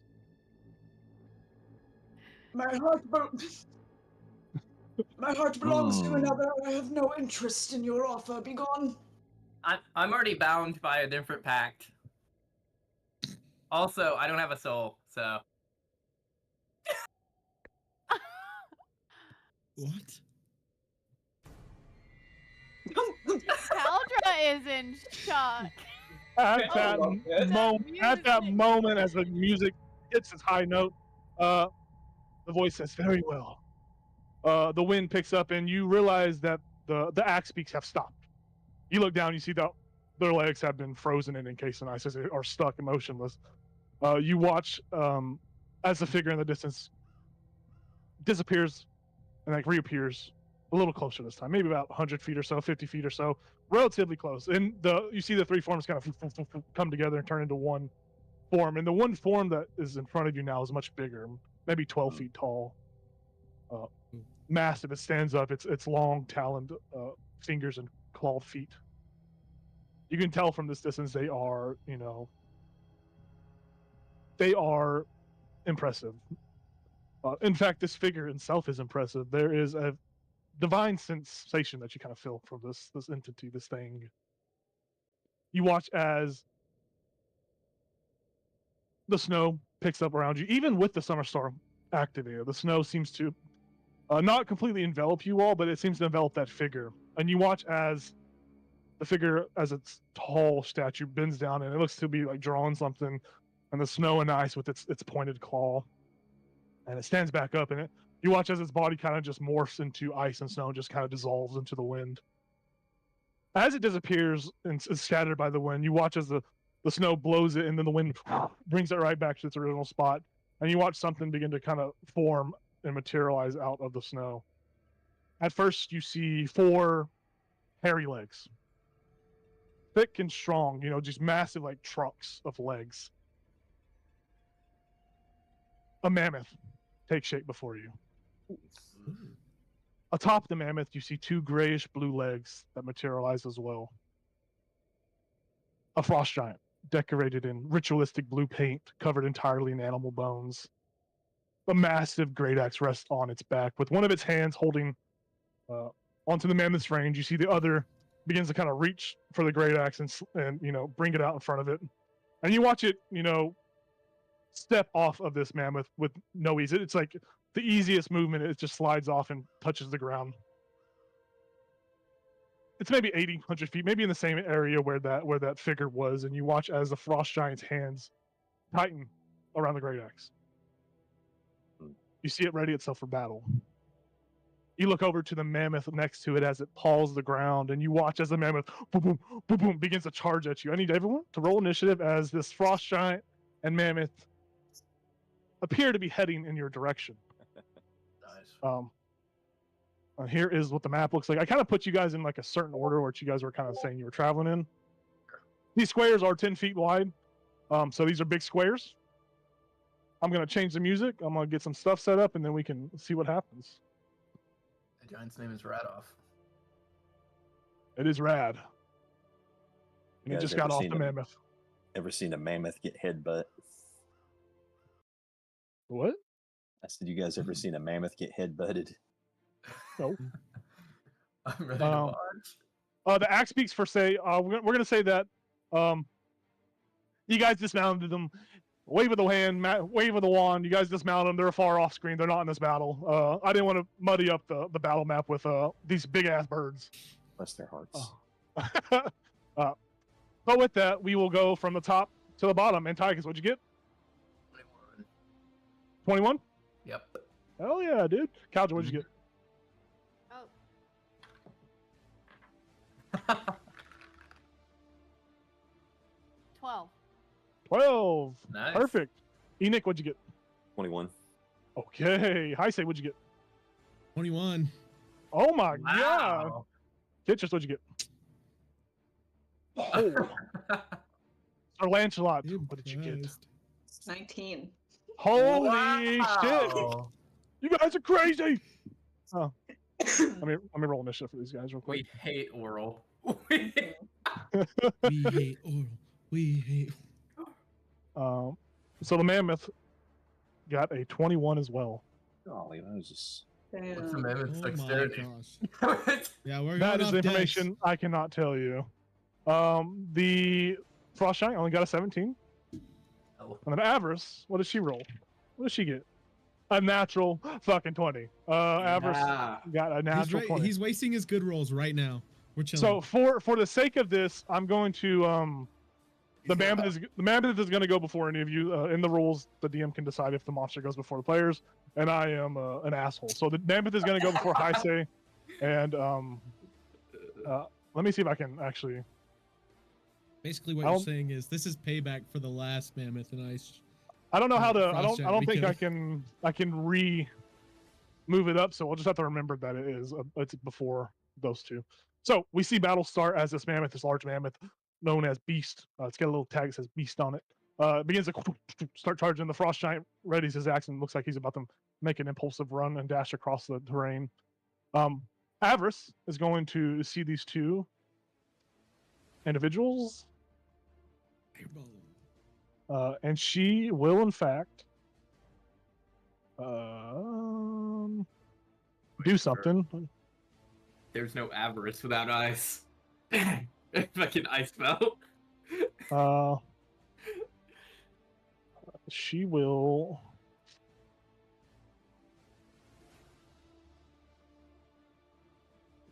She's only going to do a. Well, I don't know what she's going to do actually. Nice. Why am I playing this character? She's going to just cast a third level lightning bolt at the frost giant, and then she's going to bucket and run. So, she's going to cast this lightning bolt at third level.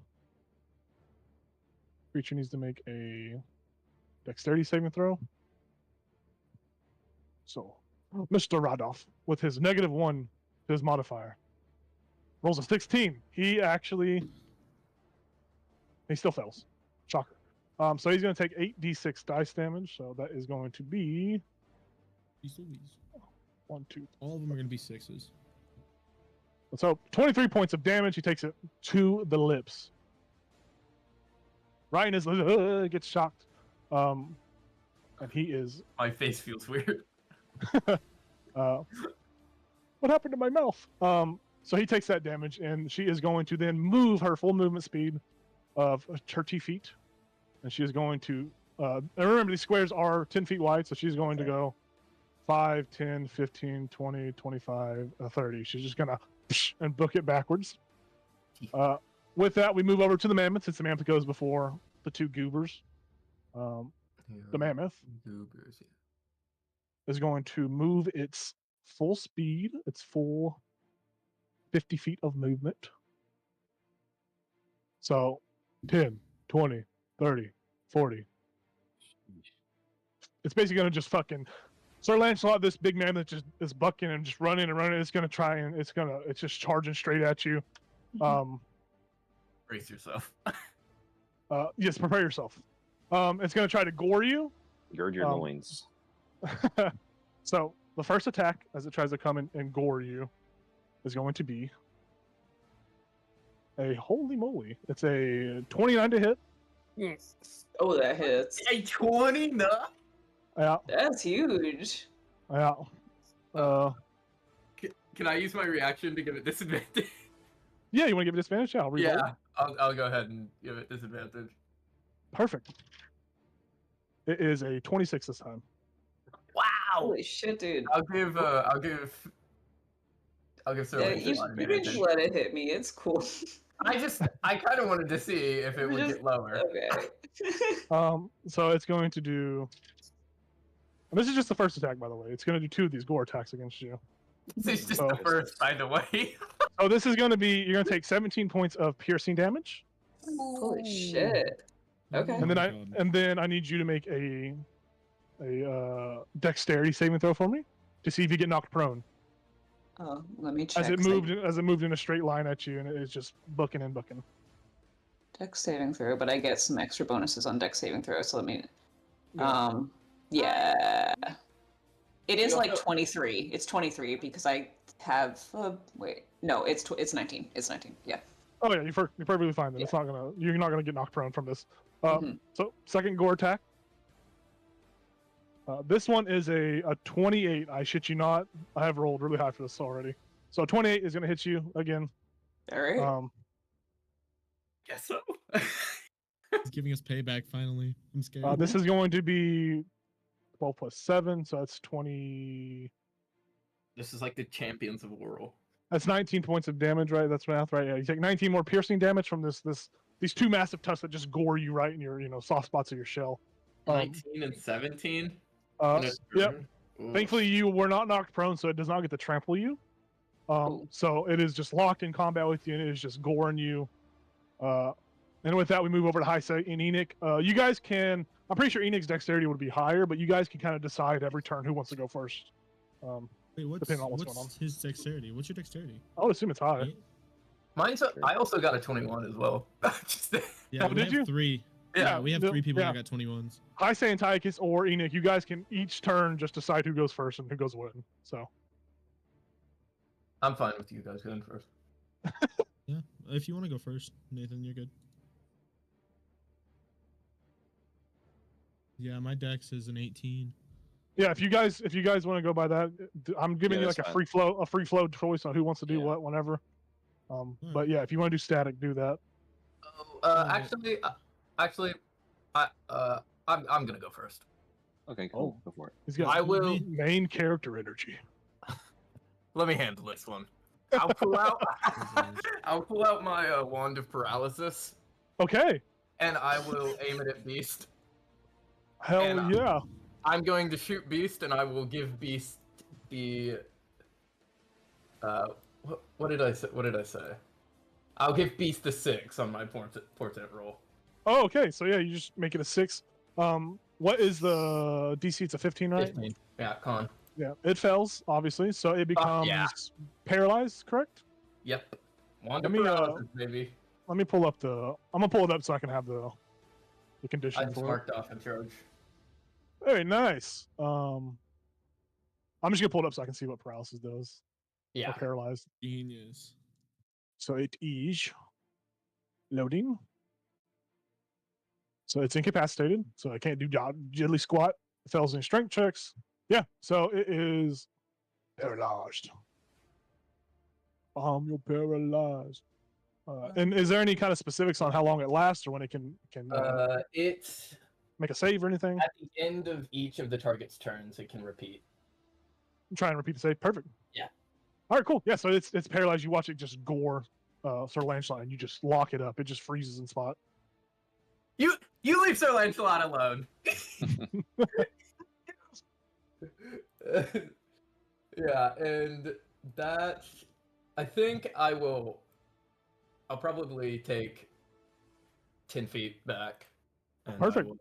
I think I'm done. All right. Who wants to go next? Or who's going next? I say Enoch. I say? Perfect. Okay.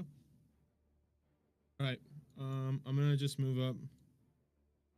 5, 10, Dude, that's insane. 20. Your attacks have advantage because it's paralyzed, so you get sneak attack damage on this. And if you if- successfully hit it, it's a crit. It's so good. So I'll grab my dagger and just stab at it. I'm gonna use a whatever it's called, a wheel. Yeah. As your reaction? Yeah, you can add a D6 to your attack roll. Nice. My Well, to his attack? attack, to his attack roll, to his damage roll. It says 30 feet of you is about to make an attack roll, a saving throw, or ability check. You can use a reaction to roll a D6. Or I have to roll it. Before you do that, before you shoot, he does have advantage on this because the thing is paralyzed. Okay.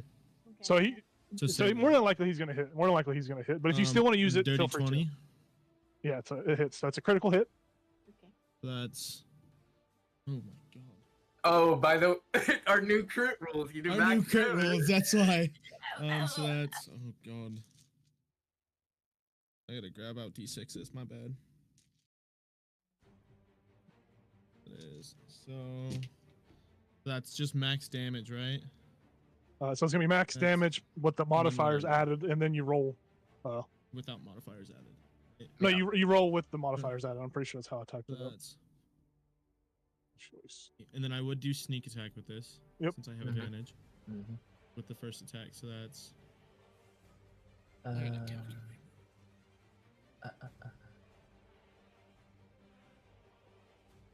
Oh yeah, it is plus modifiers that happen. It should be a lot of damage. Alright. Yeah. Yeah. That. Wait a minute. How you live it? Ten toes. Standing no business on it. That is 52 damage. 52 damage. for my Very first nice. Very nice. Giving it right back to Beast. Yeah. Giving it right back.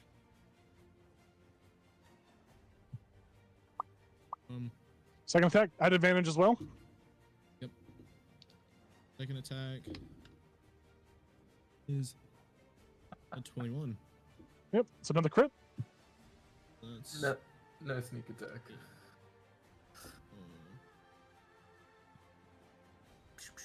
And now is this Oh, bonus no. action? Is this the bonus action attack, This or is is this the like bonus action one. Okay, so there's I no don't get modifiers the on it. Modifier, yeah. So that is, that's 8 damage. 8 damage? 8 as a crit? 4 and a D4. Yeah. Okay. Oh, yeah. I rolled a 4 on the D4, and then I have a D4. Perfect. Yeah. So it's you deal heavy blow. It's paralyzed. It's not bloodied yet, but you have done a massive blow. It is you have cut it up. Find its vital points. Perfect. You want to move or do anything else? How much did I move? I move.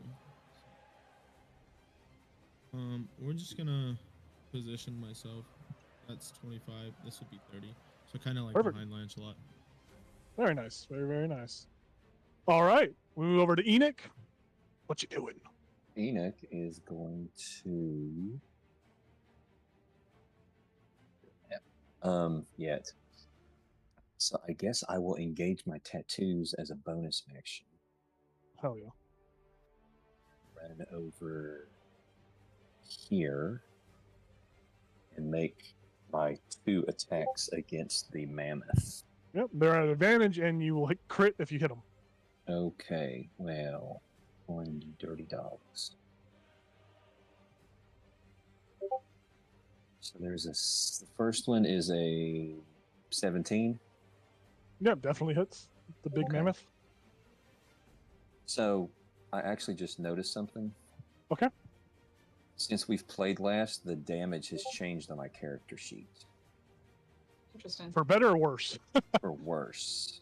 Oh. Let's go look I at th- it. Which, to be fair, I think this might be accurate. Because the last several sessions, it says that his unarmed strike is 1d8. And I don't think it's supposed to be 1d8 until later, but... Well, you're level 5 now, so it should, or level 6, right? I think doesn't Right. it go up 1d8? Yeah. Or is it 1d6? It's going to my chart. According to this, it doesn't do d8 until level 11. Well, it shows on your like actual attacks it's a 1d6, so maybe it's because Yeah. I coded because I had to go Well, in there and mess with the tattoo to make it more charges and try to scale it up for level. So it's probably a fuck you on my end. I'll have to fix it. No, because I think 1d6. I don't know. Anyway, so that's a crit. Yes. Okay, so that and we're sticking with the d6. We'll just say you can do the d8 right now, and then I'll Okay. fix it. I'll double check it later on. That's 12 plus. Oh, yeah. Plus the force damage. Alright, so the first. What the heck? Let's roll the second one anyway. Then I'll tell you what I got.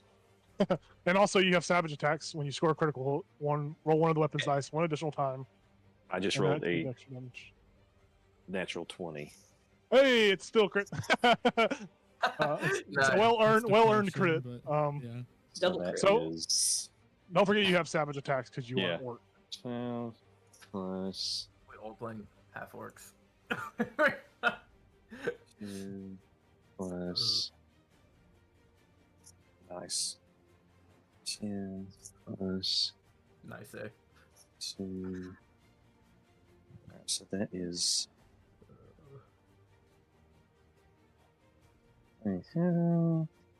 Plus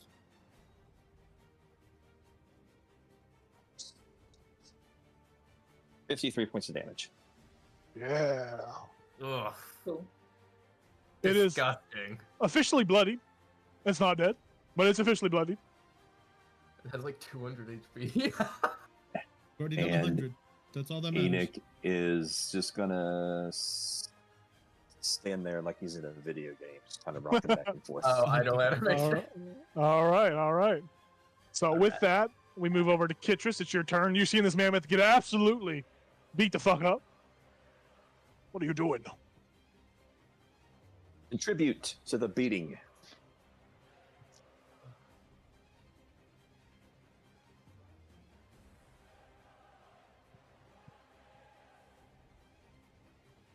Forty.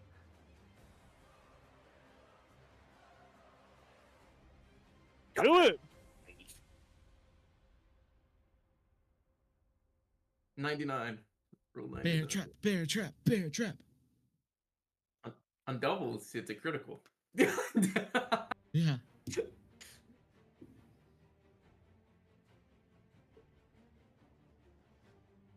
turns into another whale.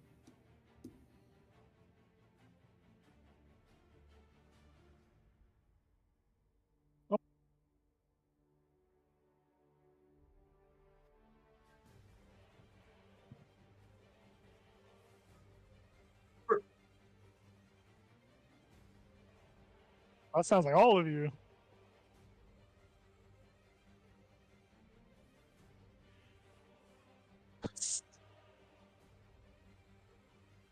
Every person in the What? world. Bless you. Every person has a pair.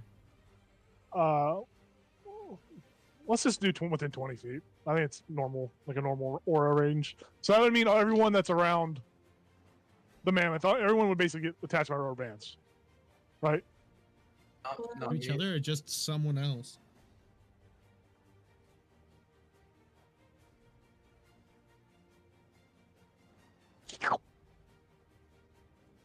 Yeah, we'll say that's what happens. Uh. And then, I think I'm far enough away. I'm not within 20 feet of him. So, yeah, you're not within 20 feet of Kitchus. Yeah, we'll say those two are paired, and then we'll say you are Basically- rubber bandless. Anywhere we move, we pull the other person with us. yeah.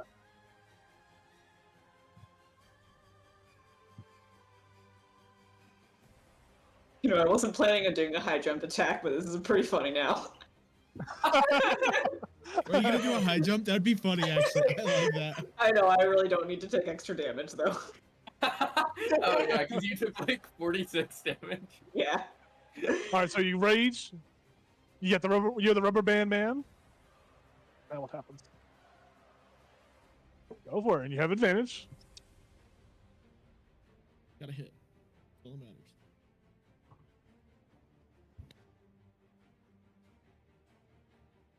Oh shit! Star, do you want to use your reaction to give him will now? Since he 12 does not hit, by the way. But if you want to give him will, Yeah. Yeah. she'll roll it. I'm pretty sure. Okay. Use your inspiration. Oh yeah, we have that. Get 4. Yeah. So with the 16, that hits. Nice. It is critical. Don't barbarians get more damage on a crit? I thought it was a fighter. I think it's a fighter. I don't think it's a barbarian. No, but fighters get a lower crit range, like 19 to 20 on a champion. I know you do get your strength one. I think he gets to re-roll like one die or something like that. Sure. I don't know. Look at Gal. Oh, at 9th level, you get brutal critical. Hmm.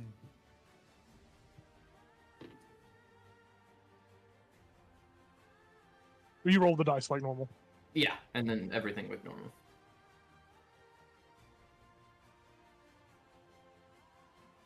Man, this wand is gonna get some use. Yeah. So- I don't think I can guarantee him failing the next one though.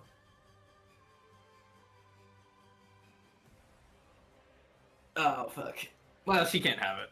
She can't get out. It's yours now. She throws a fireball at you.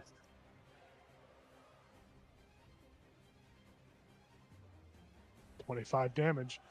Yeah, I will say with that 25 damage. How do you want to do this? Hmm.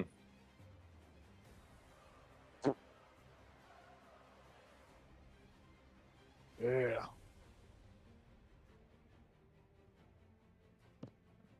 Right off. It just goes. "Whoa, whoa, whoa." Oh. He like bangs his chest with the great axe. Hell yeah. So that is your whole turn. Enoch, you have this rubber band and you are still attached to this dead mammoth. So Nice. we'll see how that plays out. So Lancelot, you are I got a stuck plan. high, sir. What's going through your mind? You got a rogue attached to your hip with a rubber band? What's going through my mind is like I was getting ready to swing at the mammoth, and now the mammoth is dead, and Sir Lancelot's looking at Radoff on like the other side of the ice, and he's like, Can we walk across the ice? Does it look like something we can Yeah, walk across? yeah, you Okay. guys can. You saw the mammoth charge across it and it didn't fall through. Oh, okay, never mind then. I rescind those words that were going to lead to a joke of some sort. I can't be funny. Third time will be the charm, Emily. Third time will be the charm. Sorry, I'll get He's there a joke with eventually. you. 67 feet. Okay.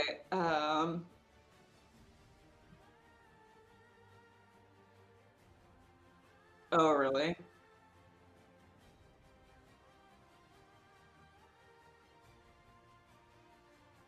Oh, he's not like stuck to me. Okay. Well, we can Oh, I thought it was- you can move 20 feet away, and then you can move at half movement to pull him with you. So like you would be able to move, but once you get to that 20 Okay. range, it'll reduce your movement by it'll cost more. Okay, I see. Theoretically, if I do a long jump, though, that means I'm going to be in the air when I'm technically out of range. So how's that going to work? I think it would come down to like a strength off against one another, and whoever loses or wins gets pulled. You have advantage if you want I it. don't know. I'm just trying to see if I can like get in range of the thing. Right. He's about 10, 20, 30, 40, 50, about Boy, my 60-ish strength's feet not from you. that good. 55, 60-ish feet. Yeah, dropping him in the ice probably wouldn't do anything. He's a frost giant. I will say if you want, fuck it. I'll say if you want to take Heisei with you, if Heisei's in accordance with this, you can Yes, easily I will. move across the ice, but Heisei will take the fall damage Oh yeah.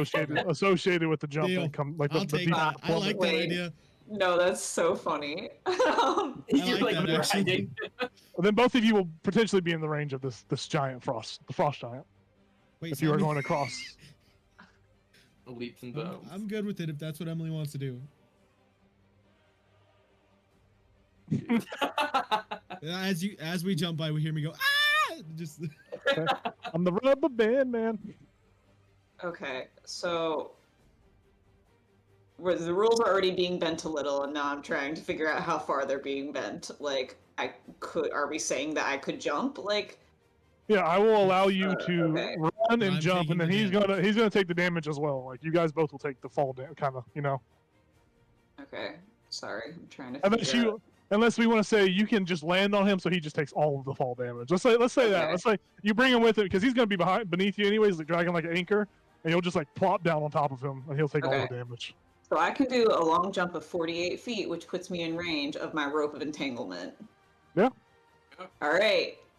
Hold on tight. And then I grab you and I jump. I like do a little run and then I jump. All right. With that, you fly across the field. Ethan, you're gonna take 5d6 fall damage. I'm gonna run it up. I'm gonna run it up to 50 just because a big turtle's coming down on you. Sorry. so I'm taking 50 damage. No, 5d6 damage. You're only gonna take. Okay. 50 would be insane. I was about to be wait. Wait, did my dice roll? I thought Oh, there you take 17 points of bludgeoning damage, Oh, that's Um, nothing. You're fine. and I will say that you will technically be prone as he on tops of you, and you're like oh. So you are prone too, by the way. Sorry. And I use my rope of entanglement. Yeah. What's the save on it? Target must succeed on a DC 15 dex. All right. There we go. Frost Giants are known for their a 16. We're gonna die now. I'm sorry. Uh, Oh god. You're stuck under a giant turtle with a frost giant bearing down on top of you. Yeah. Oh god. we're gonna die now. Nobody had But it any looks sort of epic. reported like Just anything killed can me. give us. But Just it looks killed us. epic as fuck. No. All right. Actually, So just we lead see me to my death. the turtle shell power fly across with the rogue who is squashed beneath. This frost giant is going to move up, and it is going to absolutely slap you guys with this great axe. So it's going to go 10, 20. It just says turtle stew. Mush. So it gets to make 2 of these great axe attacks. I think it's going to go for the turtle first, since it's the turtle tried to throw a rope of entanglement at it, and it kind of like dodged it. So, first attack against the turtle. The turtle's more imposing too. Not too bad, not too bad. It's an 18 to hit. It does not hit. 18 does not Wow. hit. Here. Dang. Okay. With its frustration as it brings down, it's gonna just. It brings down, sees it doesn't hit you, and then it's going to make a roll. I'm gonna say, D6, 1 through 3. It's gonna hit. I say 4 through 6. Or 1 through 3. I say it's kind of like under my body, so. You know what? You're right. I'll swing back at you once more. For the turtle power. This one is a 12. It misses as well. Maybe it slips on a piece of ice. It's thrown off by the dodge of the rope and entanglement. That's its turn. It can't do anything else. It tried. Hell yeah. Right off. Caldro, you have seen some shenanigans happen. And watched the mammoth die. What's going on? What are you doing? I think if it. So I want to cast Aura of Vitality. But I'm not sure if I can heal yet, or if I have to just cast it and then heal next time. Let me take a look at it. 'Cause Come it look at your says spell sheet. Start of each of your turns. Oh. You said this is called what? Aura Vitality. It's a concentration. You emit a radiation within 30 feet. When you create the aura at the start, when you create the aura and at the start of each of your turn while it persists, you can restore 2d6. So yeah, you can cast it and heal 2d6, and then every beginning of your turn you can do it. So you can do it as you cast it. Okay. Then I'm gonna. And it's a cast- 30-foot ball, I'm gonna cast it. which will be Well, I'll move first. That, And then I'll cast it. technically, right? A 30-foot. It's on yourself, so 30 foot around you. I'm not gonna do the math. We're just gonna do 3 squares to your right, up and down, and all that. So Okay. That seems true.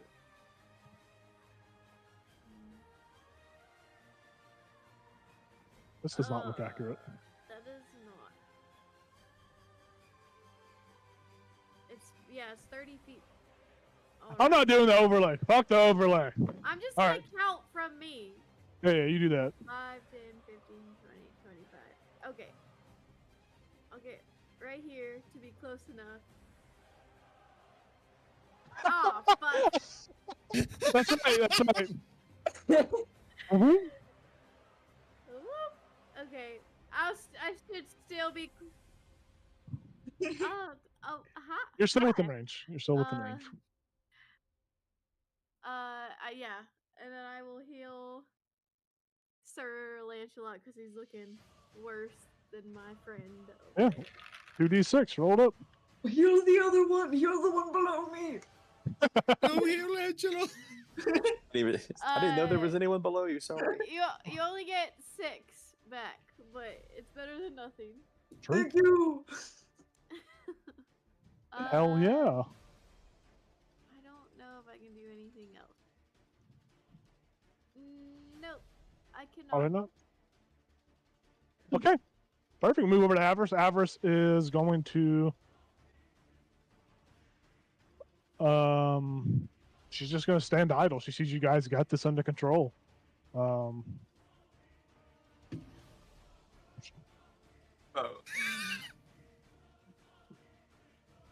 Oh yeah. Okay. She will counterspell. She will counterspell your rage. That's so funny. So the spell itself disappears. In order for you to get like a new one, you'd have to like re-rage basically. But yeah, she counterspells that away from you, so you can. No one is attached to the rubber band man anymore. She does that. Woo! Well, that's our whole turn. So we have Antiochus, Heisei, and Enoch all up to bat. I think we do Antiochus. This goes Antiochus, Heisei, Enoch, right? Perfect. Yeah, I think so. Antiochus, what are you doing? Make sure you're not muted, by the way, Tyler. Oh, can you not hear me? I can hear you now. Yeah. Oh, okay. Shit, I think I'm just gonna Scorching Ray, because I can't guarantee that. I think he'll pass if I try to use the Paralyzed Wand. So he's yeah, about I'll- 60 feet away. Scorching Ray is 120 feet range. Yeah. All right. Go I'll for it. load up. I'll load up into my fucking gun. Okay. Plus a 15. Just hits. Okay. Okay, that hits because that's 18. Okay, my last one is 11. Does 11 hit? 11 misses. Okay. Oh, can I use my wheel? Yeah, you can use your will to add a d6. You have another reaction. I think this is your last charge, right? I have 3 total, so this will be the second one. It's 3. Wheel of I did. time. 14. Oh, A no, 14. A 14 quite will it. not hit seven. It's part of her druid class. My Yeah. my cosmic Yeah. omen. Circle of the stars. Okay, so I do 13 fire damage. In total? Sorry. Yeah, you kind of just leave like a little burnt char mark, and it just looks at you and goes, "Oh, oh!" Fuck you! That's the fire out. And then I'm done. All right, we go to Heisei, who is prone before this massive frost giant that just looms over you. Oh, lovely. Yeah, you're no longer that's rubber banded, So nice. and I imagine you stand up to become unprone. Yeah. That's Get off me, half turtle. my movement, right? That's half your movement. Yeah.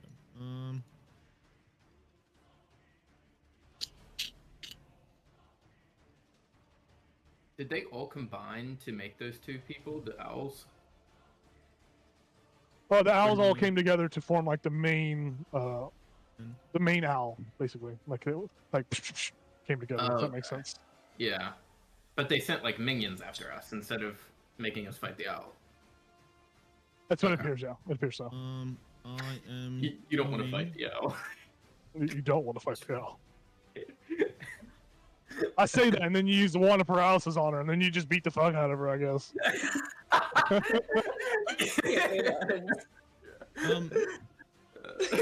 Just. It Wait. helps that we have a lot of melee people in the party.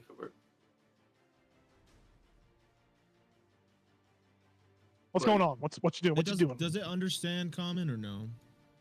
I know Uh, it's a frost giant, but the only language this thing knows is giant. well, Know that let me language. see. Let me see. Oh No, no, he's that's a gonna try to use fucking this action thing. is. No, that's an action as well. Fuck. All right. Well then, Fuck. I guess no. I'm gonna just stab him then, since I can't do what I wanted.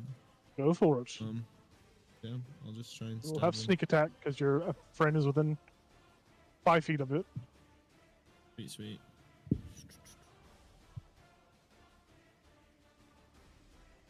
$13 plus 7. That's a dirty 20. Yep. Yes.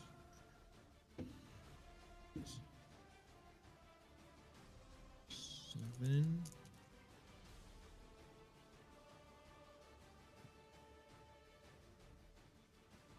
$18 damage. 18 damage. Yes. It lets out a mighty Stab it. growl of pain. Mighty growl of pain. What the hell? And then I guess I will just stab him again. Go for it. That's a crit. For Oh, nice. Ooh. Nice, it's a nice. natural 20, so It's No on his- modifier, so. Yeah. Yeah. that's 7 more damage. Yeah. He goes, oh! And like My the dagger just like toe. breaks off a piece of his leather. Oh, My toe. Oh, I tell very you. nice. So you're that's your whole turn, basically. I'm pretty sure. Yeah. Enoch, That's my the turn. main man, no longer rubber banded. Wait. So, did it look like that scorching ray, like, did anything special? No, it looked like it took like a normal damage. There was no Just kind of normal. like benefit or buff. Yeah, it just took it. Well, in that case, I'm not going to do what I was going to do. And since I ain't rubber banded anymore, Whoops. Where is he? There he is. 10, 20, 30, 35, let's say. And I'm just going to spend me a monk point and start wailing on this guy. Go for it. Well, Well, All right. Well, howdy. howdy. How do you do? 17, hits. 15's the 13. 13 misses. Okay. Screw it. Inspiration. Okay. Dug it. no. 17. Hits. Yeah. Very nice. That's 2 hits. 15. Hits. Combo. All right. So 4 hits. Combo breaker. No more inspiration. So let's start doing some damage.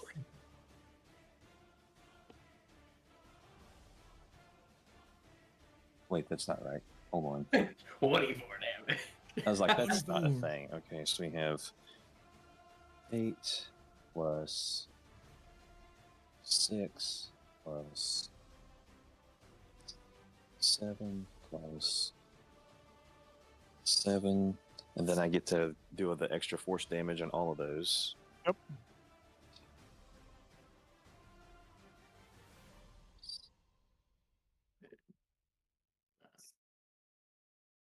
Okay, so we have. Oh.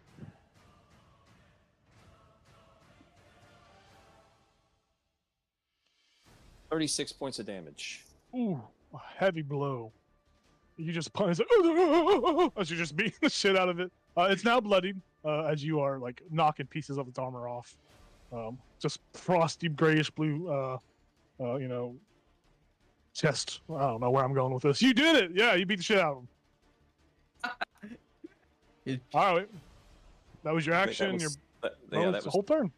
35 feet of movement. Yes, sir. So that means I'm gonna be like, peace out.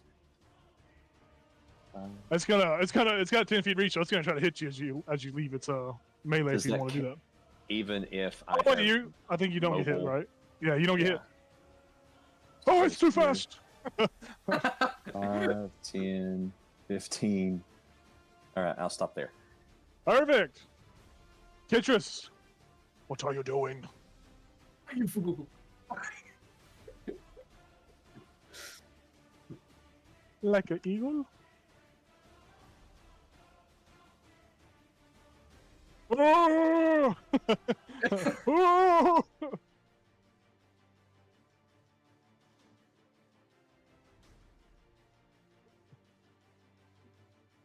He's like,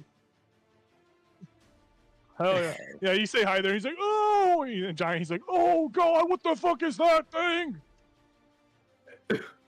That's a big ass bug.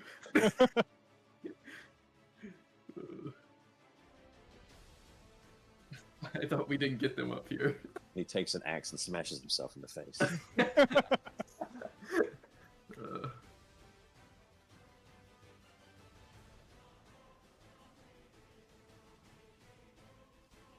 What'd you get? Rubber bands. Just,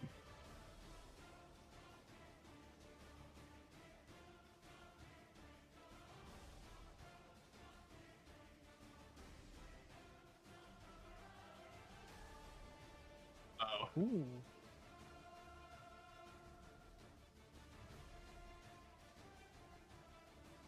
Ooh. Goes. Giant got a natural 20. 15? You got a +4 for me for my aura protection. My aura. The giant did? Oh, that's so nice. Mhm. Oh, 19? What's the DC? I got 21. I think everyone saved.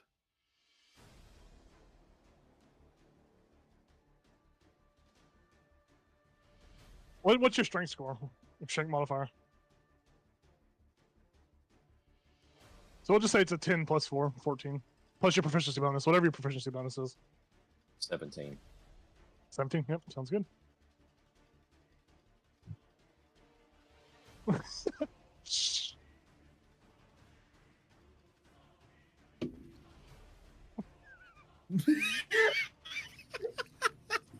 Reminiscing on the bear trap. He's still Oh, living for that Super Saiyan. Yep. Rage. He was on that high. Yeah. On that high of the Super Saiyan.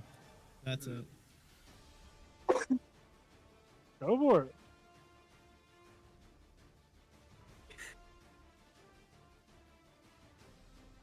Sadly, no. You cannot, because you've already used your reaction, Star. I did.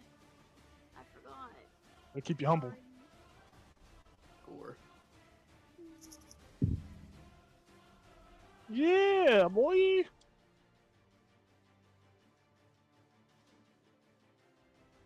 Yeah, boy. Yeah, he's like, oh, fucking shit. It's got more bite than I thought. Ooh. Perfect. So Lancelot, you see Kitris holding on for dear life like Harry Potter on top of the troll in the bathroom at Hogwarts. What are you doing? I dropped my rope and Okay. pull out my Morning Star. Hell yeah. I'm gonna whack at him. Whack him up. That's what's gonna happen. Okay, so we got a 19, which is gonna do 5 piercing, and guess we're gonna smite a little. Okay. We're gonna do that. We're gonna smite a little bit. It's gonna be 3d8. Frost didn't happen to be undead. No. Okay. Little smite. So that's an extra 11 damage. So how much is that total? Oh, yes. Oh, what? Oh, it's 16. Sorry. I wasn't looking at paying attention to the numbers. Yeah, it's just like still stands there. Oh, fucking shit. And then I do it again. Okay. So I got an extra attack. We got an 18 to hit. That definitely does hit. It does 8 piercing. Okay. And then another smite. So 20 total damage. Yeah. Second time. So you bring down this your Morning Star, and you deal this heavy blow. You watch as this guy goes limp. He's like, "Ugh," and just stops. Then you watch as his eyes reopen blue. His skin falls off, and it's just bones as he's an undead frost giant skeleton right in your Fuck. grill. A shovel. It seems Oh yeah, because he's a shield. it seems you have dealt a heavy blow, killed a foe, but he persists through death. Wow, that's cool. Perfect. I do shove him though, and I wasn't joking. How far do you shove him? Or how do you? What is it? It's a contested strength check, right? Contested strength, and I'm gonna try and knock him prone. All right. So roll it up. Boom.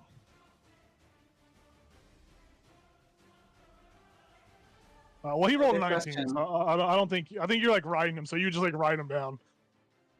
I'm gonna use my inspiration because All right. it would be great if this worked. Oh, Nat 20. Oh, 23. there you go. Get those Very bones nice. down. You fucking So you bully push these him. people. So you push him. You push him 10 feet. He is prone, with Kitris on top of him. You do that, but he is going to, because your turn basically be over, unless you're moving away or anything. But he will Yeah. get back up. No, it wouldn't be very paladin of me to move away, so I won't. Okay. Yeah. So it comes to his turn. He like grabs onto Kitris as he stands back up. And he stands up, uses half his movement to hold you on, and he's gonna take his axe and he's just gonna 2 hits against Kitris with his axe, right at your face. Mace to the So face. if he gets a baby. nat 1, hypothetically, does he hit himself? You know, only time will tell. But until that happens, we will figure it out when it gets to it.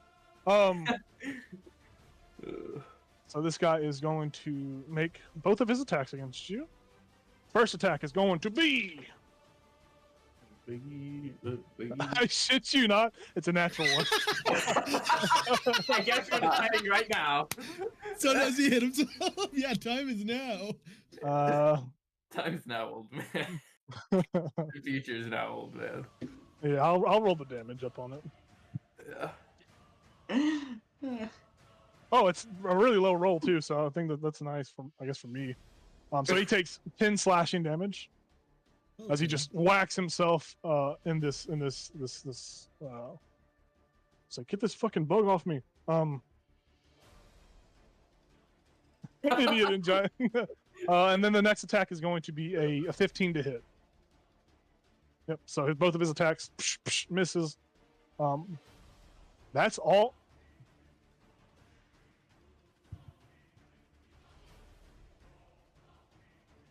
So, Lancelot, are you at the back part of the square, or at the front part of the square? What part? Because technically, this is like 5 up here and 5 up here. Where are you?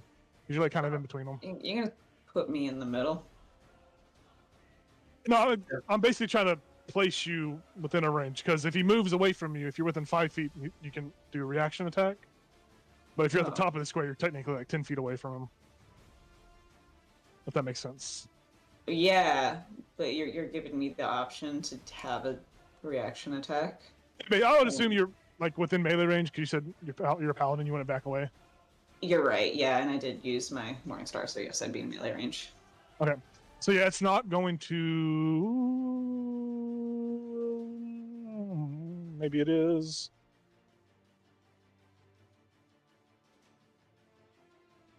It's going to run away with Kitris atop of its body. So 10, 20, 30, 40. You're going on a vacation. With Kitris. Sorry, Lancelot, you can strike out at him if you would like, as it leaves your melee range. Dude, that sounds lovely. 25 to hit. Yep. 10 piercing. And more piercing damage. Boom. Very nice. All right, perfect. We go over to Kaldra. Kaldra, you've seen this frost giant get beat so hard, his skeleton came out of his body. Literally, Sir Lancelot bashed him with a shield, and his skin ripped away from his skeleton as he went prone and stood back up. And he is running away with Kitris atop of him. Oh, was that a half movement? It would have been a half movement. Yep.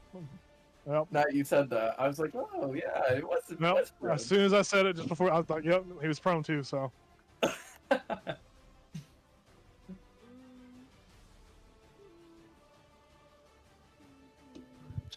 15, 20, 25, 30, 35.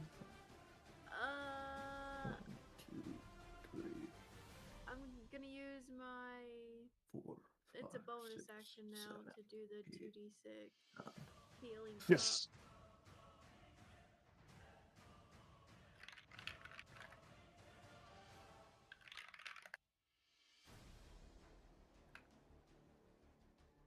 You get 7 points back, Sir Lancelot. Aw, thank you. Very nice, very nice. I still have an action.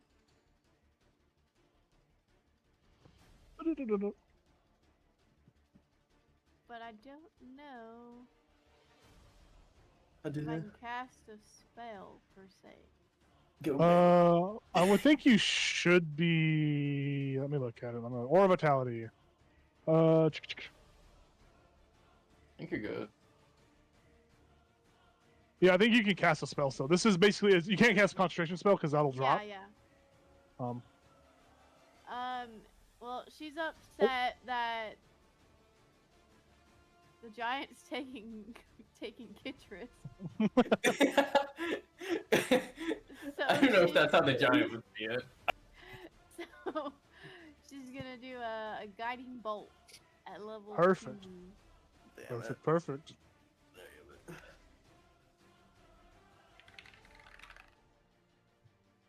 I'm gonna use my inspiration. Go for it. He's inspired. Okay. That's 22 to hit. Definitely hits him. His bones rattles. His bones. So he's gonna take at level 2. It's 5d6.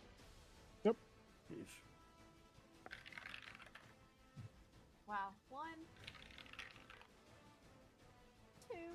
2, Oh.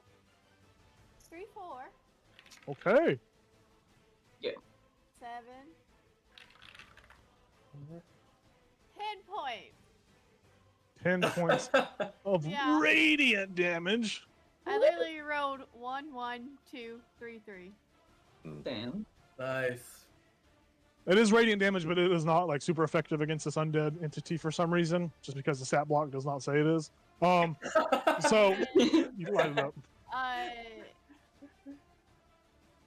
And then the next attack roll made against the target is at advantage.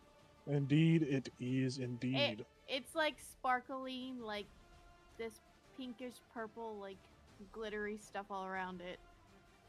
Style. Pinkish purple glittery stuff. Yep. Perfect. Very nice. We move over to Avarice, who is in the back. Avarice is going to walk over to this little wizard man with the wand, and she's going to talk to you. She says, "That is quite a find there. I'm glad you have it on your person. It would be a shame if it was disintegrated. Use it wisely." Yeah. She monologues. It would be a shame, wouldn't it? We go to Heisei, Antiochus, and Enoch. Antiochus, you are up first. I will walk my 1, 2, 3. Average beats you as you average punches you. Oh, no. Where did I say you could leave? She's still monologuing as you leave her. Sorry, what? I'm not listening. I'll cast Scorching Ray at 3rd level. Perfect. I get advantage on this. Indeed, you do, because he has the guiding bolt on it.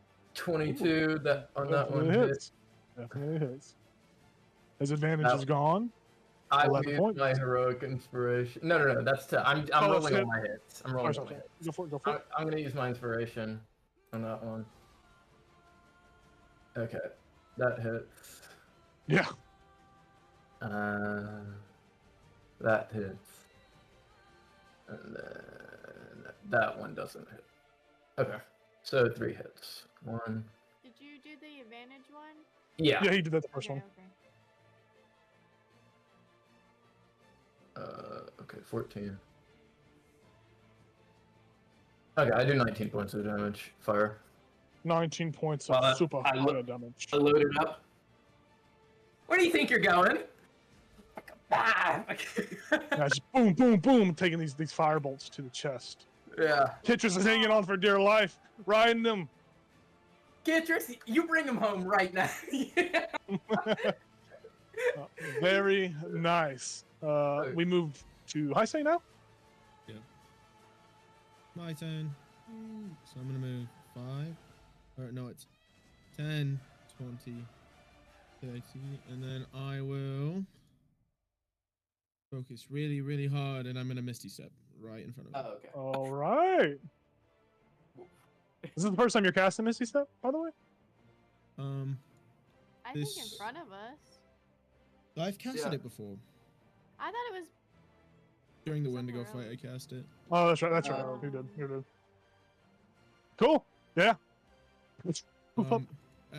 As I poof in front, I'm gonna stab his leg with a dagger. I will offer you this. If you want to go gosh. prone underneath them and get advantage on the attack, you can definitely do it. I will say, yeah, you don't have to go prone because it's so tall. So yeah, you can get between its legs. Alright. If you Yeah, want. I'll do that, yeah. I'll Misty Step underneath him and just try for the advantage.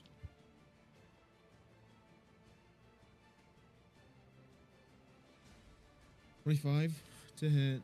Hits. That is. Don't forget sneak attack damage. Yeah, that is. It's gotta be. Well, I don't know if I got a new stat, a new HP. It's a pool. 19 19 damage. 19 damage. It is now, if it could bleed, it is now bloodied. Oh. Answer your question that you brought it into existence. Yeah. So You did break some bones.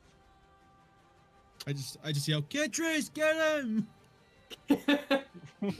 As the frost giant's like stepping over and you're like dodging and bobbing and weave its legs. So we see that happen, and then Enoch. What are you doing? Are you running to the scene? Heck yeah. 10, 20, 30, 40, 50. Yeah, you're a monk. He's got plenty of movement. I still have 5 movement left. Yep. Like the Terminator. And because of my tattoos, I can just start swinging at him. Yeah, go for it. Hitmakers.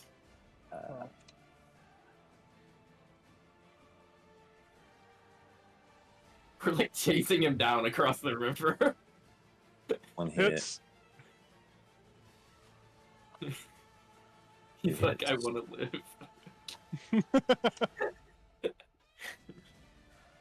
You killed my mammoth. Does a 15 hit? Yes, 15 does hit. Okay. And I'll, you know what? Yeah, let's go ahead and spend the point and get another attack. True. Ah, darn it. Okay. So 3 hits. Sorry, do you want to use your reaction to give him will if you want? You still have one, right? Here. Yes, I do. You want to try to give him some will to see if his last hit hits? Sure. As a reaction. You need a 4 or higher. That's a good one. That's a good one. 2. No bueno. So last one still misses. Okay. But what the hell is this picture you posted in here, Tyler? Oh, that's a greater demon, greater chaos demon of Zinch. That's cool. He's called the Lord of Change. Well, yeah, he's the Lord of Change. I thought that's what the owl was going to transform him into when it combined. Oh, That was my What's her damage looking like? 38. Yeah! How do you want to do this? So he's made out of bones. Mhm. He just goes like, he's like Samson in the temple. He goes like this, Okay. and his Yeah. femurs like fly away, and he just crumbles into dust. Yeah, with the Nice. sickening crack and crumble of bone, we watch as this frost giant skeleton is ripped asunder. It falls to the ground, and we watch as Kitris falls down on top of Heisei, and they smack each other. There's no damage. I catch but him you- gracefully. Yeah, rock him down like a little baby. And battle comes to a Meet cute. conclusion. You guys have defeated some frost giants and a frost giant skeleton and a big mammoth. Nice. While I have this spell up, it lasts for 10 minutes. You're gonna fully So heal. I can potentially heal everyone who needs it. So let's say every you 6 do. seconds. So let's say you can do 2d6 times. You used it twice, so 58. I think, right? that works Just yeah. What is Or it? 2d6? 2d6 or- times. Yeah, 58 minutes times 58. Was or just that- do 1d6 that- times 1d6. 106. Yeah. Let's just say you heal everybody. I don't know why I'm making you roll. 1d6. Wait, what is this spell? Or of vitality. Aura of vitality. Okay, cool. Yeah, so you just run around hugging people and healing them. If we say she averaged like a 3 on that, that's 318 points of healing. Yeah, she has enough. How sadistic would that be to make you just roll every single one? Even if she rolled 1, it'd still be 106 healing. Yep. So let's say you guys are all healed by Kaldra's aura of vitality. Or, Even though the skeleton has burst apart into bones and all that, you watch as, for some strange reason, some strange magical region, the body kind of like turns into snow and melts. You guys are in this area, in this battlefield, so to speak. Love is a battlefield. As you guys have finished this battle, Do you guys take a short rest and get back on your axe beaks, or do you guys keep pushing forward, continuing your journey? It is about 2-3 p.m. at this point of the day. What's happening? I think we can just go because we wait the however long it is to heal the party, which is probably like a minute or two. Okay. And then we probably just go. Yeah. So you guys all mount your axe beaks and set back out into the unknown. Yeah. Yeah. Let me make sure I highlight my shit. Let's ride. That in fact was, if y'all are wondering, that was in fact Oral herself. Oh, the owl? Yeah, That I was had a Oral feeling. herself. I had a Avatar of feeling. World. Oh, we could have taken it. As you will recall, that is her first form. Oh, she's a As multi-stage. As an old shaman guy from back in the day. I'm reminding the players, your characters don't know this, but the players know that she has 3 forms. We see the party after you break the ice off the axe. You kind of left the axe beaks frozen in place, and they're just like squawking the whole time battle was going on. We see you guys traveling through the vastness of Icewind Dale, still following the compass that Avarice has in front of her. And we see you all as the sky begins to descend. We watch as a blizzard descends now.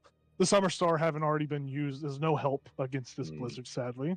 That's why you keep asking me. That's why I asked. Everything I've said this session has a purpose. We see the blizzard descend. This blizzard only lasts for 3 hours, so it's not a long blizzard. But it lasts. You guys are able to hunker. I'm not going to make you all like make the checks right now, just because we're getting towards the end of the session today. So we see the blizzard come and go. Let's say it lasts like an hour. You guys just ride through like champs and bosses. Avarice kind of pushes you to go a little bit further, and you find a camping spot. You set up for the night, or camp, so to speak. You set up for camp. And as you sit down at the camp, cooking, doing what you must or what you need, you hear in the distance, same night, you hear in the distance a call. It sounds like a human. You hear someone just scream out from the distance, say, "Can I approach?" It just like echoes. It sounds like maybe they're like 60, 70 feet away, 80 feet away. And you can't really see them. They're not illuminated by the firelight, but all of your shadows, like all of you, are illuminated by the fire. And you just hear this person shout out. They're not being like sneaky. They're being loud and obviously asking if they can approach. No, no. Yeah, you can. You can. That's a joke. Yeah, you say that, and they said, "I've got 2 more in my company. Don't be surprised when there's 3 of us. So here we come." What's your name? My name? You want to know my name? My name is We're Colt. in the woods. Colt Hammerhome. What's your name, stranger? My name's Antiochus Melalanum. Nice to meet you. It's nice to meet you too. Okay, come over. I was. Oh, yay! Yes. So as these people begin to approach, or how many people or whatever race they are, you don't know yet. Avarice probably says to all of you quietly, "Try not to. Try not to." Try not to." She like looks over her shoulder. "Try not to implicate anything crazy. We don't know. We don't know these people, so just be careful. They could be cannibals." You mean don't tell them about why we're here? Yes, that's exactly what I'm. Anyways, yeah. As she's saying this to you all, she kind of she actually like throws her hood up, like she has like a cloak. She like throws it up, hides her horns and all that. Does anyone else do anything as these people are walking up to? Fuck! I gave them my name. Fuck! They could be bounty hunters. Yeah. I know. That's what I was trying to say. Enoch would put his hood up on his cloak, his wisp cloak. I put mine up as well. I don't we're have a hearing cloak this? anymore, so I just stand there menacingly.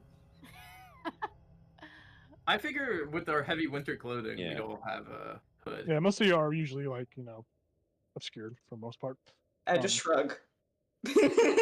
Yeah, I'm standing with Lancelot, like, I don't Hug- know. Tuck in your turtle shell. Uh-huh. Yeah. So as you guys all say that they can approach, and you all just like throw all y'all hoods over. The firelight begins to illuminate 3 dwarfs. These dwarfs are they are wearing similar clothes, like heavy weather clothing.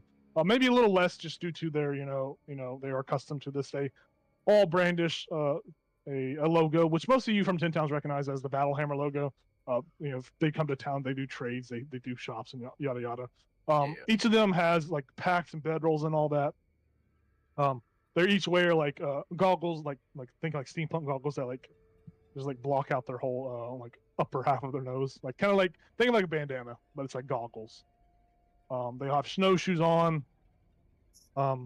They have what appears to be like large hunting knives on their like draped in like a little bandolier, a little pocket right here. They have what appears to be a set of bolas, one on each hip, and you see hanging from each of their hips a holstered revolver. As they approach the campfire, I'll sit with my gun in my lap. and Colt comes up, puts his hands on his hips, and says, "Boy, am I lucky we found you out here. We were wandering and we saw the fire. It's nice to sit around the fire with some fine folk and friends." And that's where we're going to end the session. I'm like, inside check. Are they just happy they found their quarry? These 3 dwarfs have arrived in the scene.